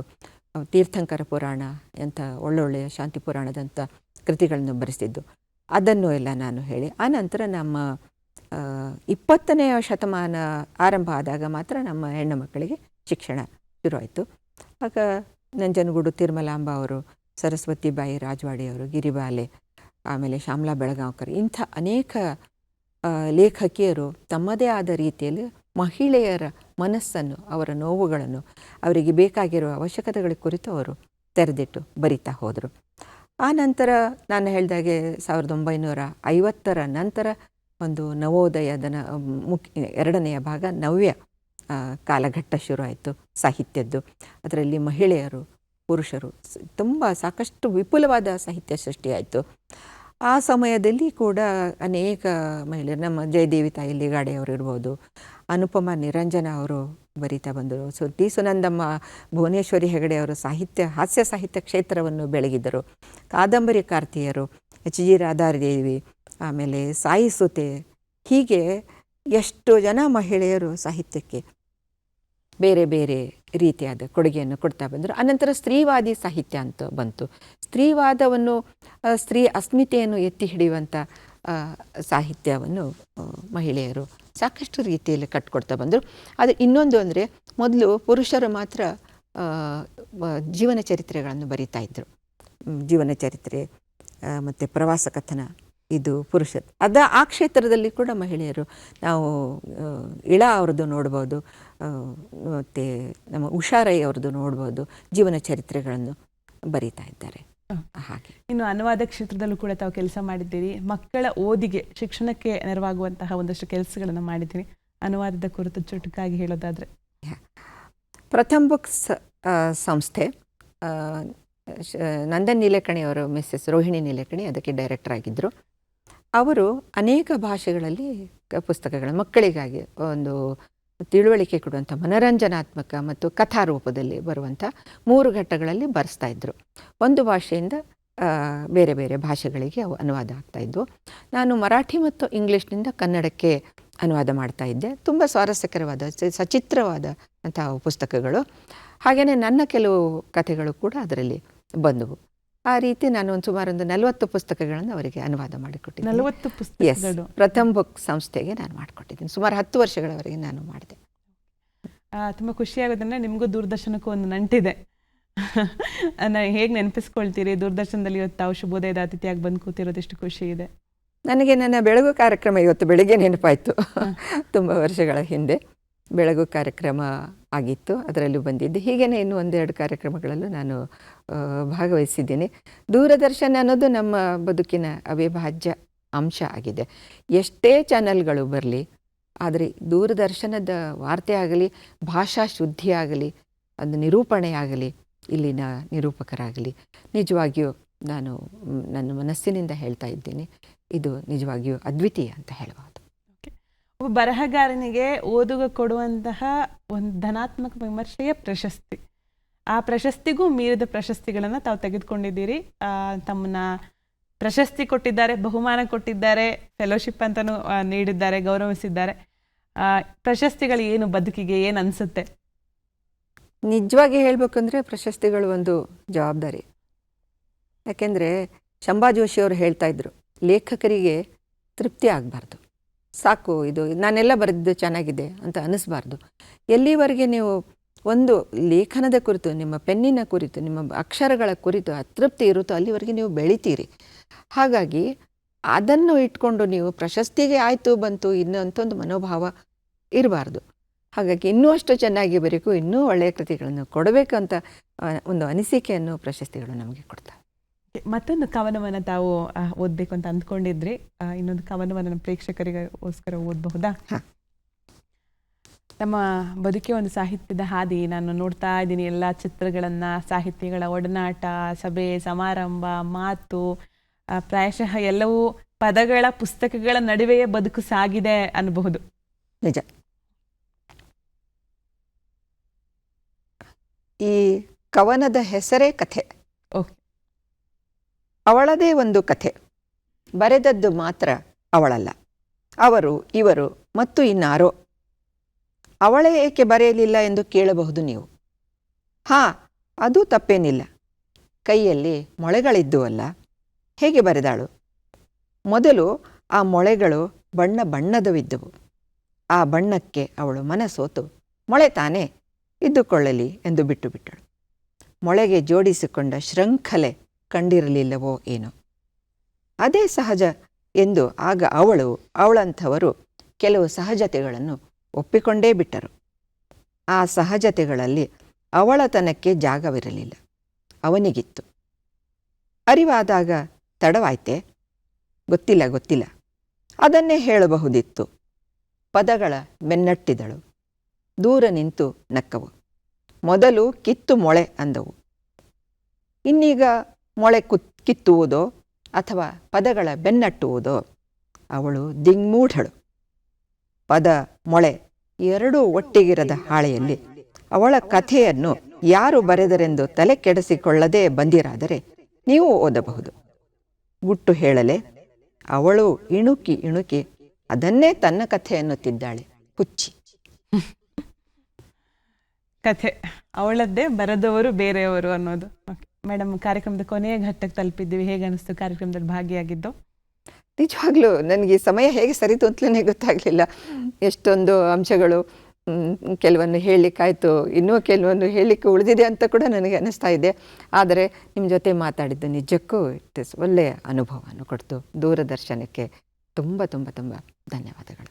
ಪ್ರೀತಿಯ ಧನ್ಯವಾದಗಳು ಮೇಡಮ್, ತಮ್ಮ ಸಮಯವನ್ನು ನಮಗೋಸ್ಕರ ಮೀಸಲಿಟ್ಟಿದ್ದಕ್ಕೆ. ಹೀಗೆ 10 ಪುಸ್ತಕಗಳನ್ನು ನೀಡಿ ಕನ್ನಡ ಬರವಣಿಗೆ ಶ್ರೀಮಂತಿಕೆಯನ್ನು ಇನ್ನೂ ಹೆಚ್ಚು ಉಳಿಸಿ ಬೆಳೆಸಿ ಅಂತ ನಾನು ಆಶಿಸ್ತೇನೆ ಮೇಡಮ್. ಧನ್ಯವಾದಗಳು. ಧನ್ಯವಾದಗಳು ನಿಮಗೂ. ಆತ್ಮೀಯ ವೀಕ್ಷಕರೇ, ಜಯಶ್ರೀ ದೇಶಪಾಂಡೆ ಅವರ ಸಾಹಿತ್ಯದ ಬದುಕನ್ನು ನೋಡಿದ್ವಿ. ಬಹಳ ಸೊಗಸಾಗಿ ಅವರು ಬಾಲ್ಯ ಜೀವನದಿಂದ ಇಲ್ಲಿ ತನಕ ಕ್ರಮಿಸಿದ ಹಾದಿಯನ್ನು ಸ್ವಾರಸ್ಯಕರವಾಗಿ ತೆರೆದುಕೊಟ್ರು. ಜೊತೆಗೆ ಆ ಪ್ರವಾಸಿ ಕಥನಗಳ ವೈಶಿಷ್ಟ್ಯತೆಯನ್ನು ಕೂಡ ನಮ್ಮ ಜೊತೆಗೆ ಹಂಚಿಕೊಟ್ರು. ಅವರ ಬದುಕು ಬರಹ ನಮ್ಮೆಲ್ಲರಿಗೂ ಕೂಡ ಆದರ್ಶವಾಗಲಿ ಅಂತ ಆಶಿಸ್ತಾ, ಇದು ಇವತ್ತಿನ ಶುಭೋದಯ ಕರ್ನಾಟಕ ಕಾರ್ಯಕ್ರಮ. ಮುಂದಿನ ಕಾರ್ಯಕ್ರಮದಲ್ಲಿ ಮತ್ತೊಬ್ಬ ಅತಿಥಿಯೊಂದಿಗೆ ಭೇಟಿಯಾಗೋಣ. ಅಲ್ಲಿವರೆಗೂ ನಮಸ್ಕಾರ.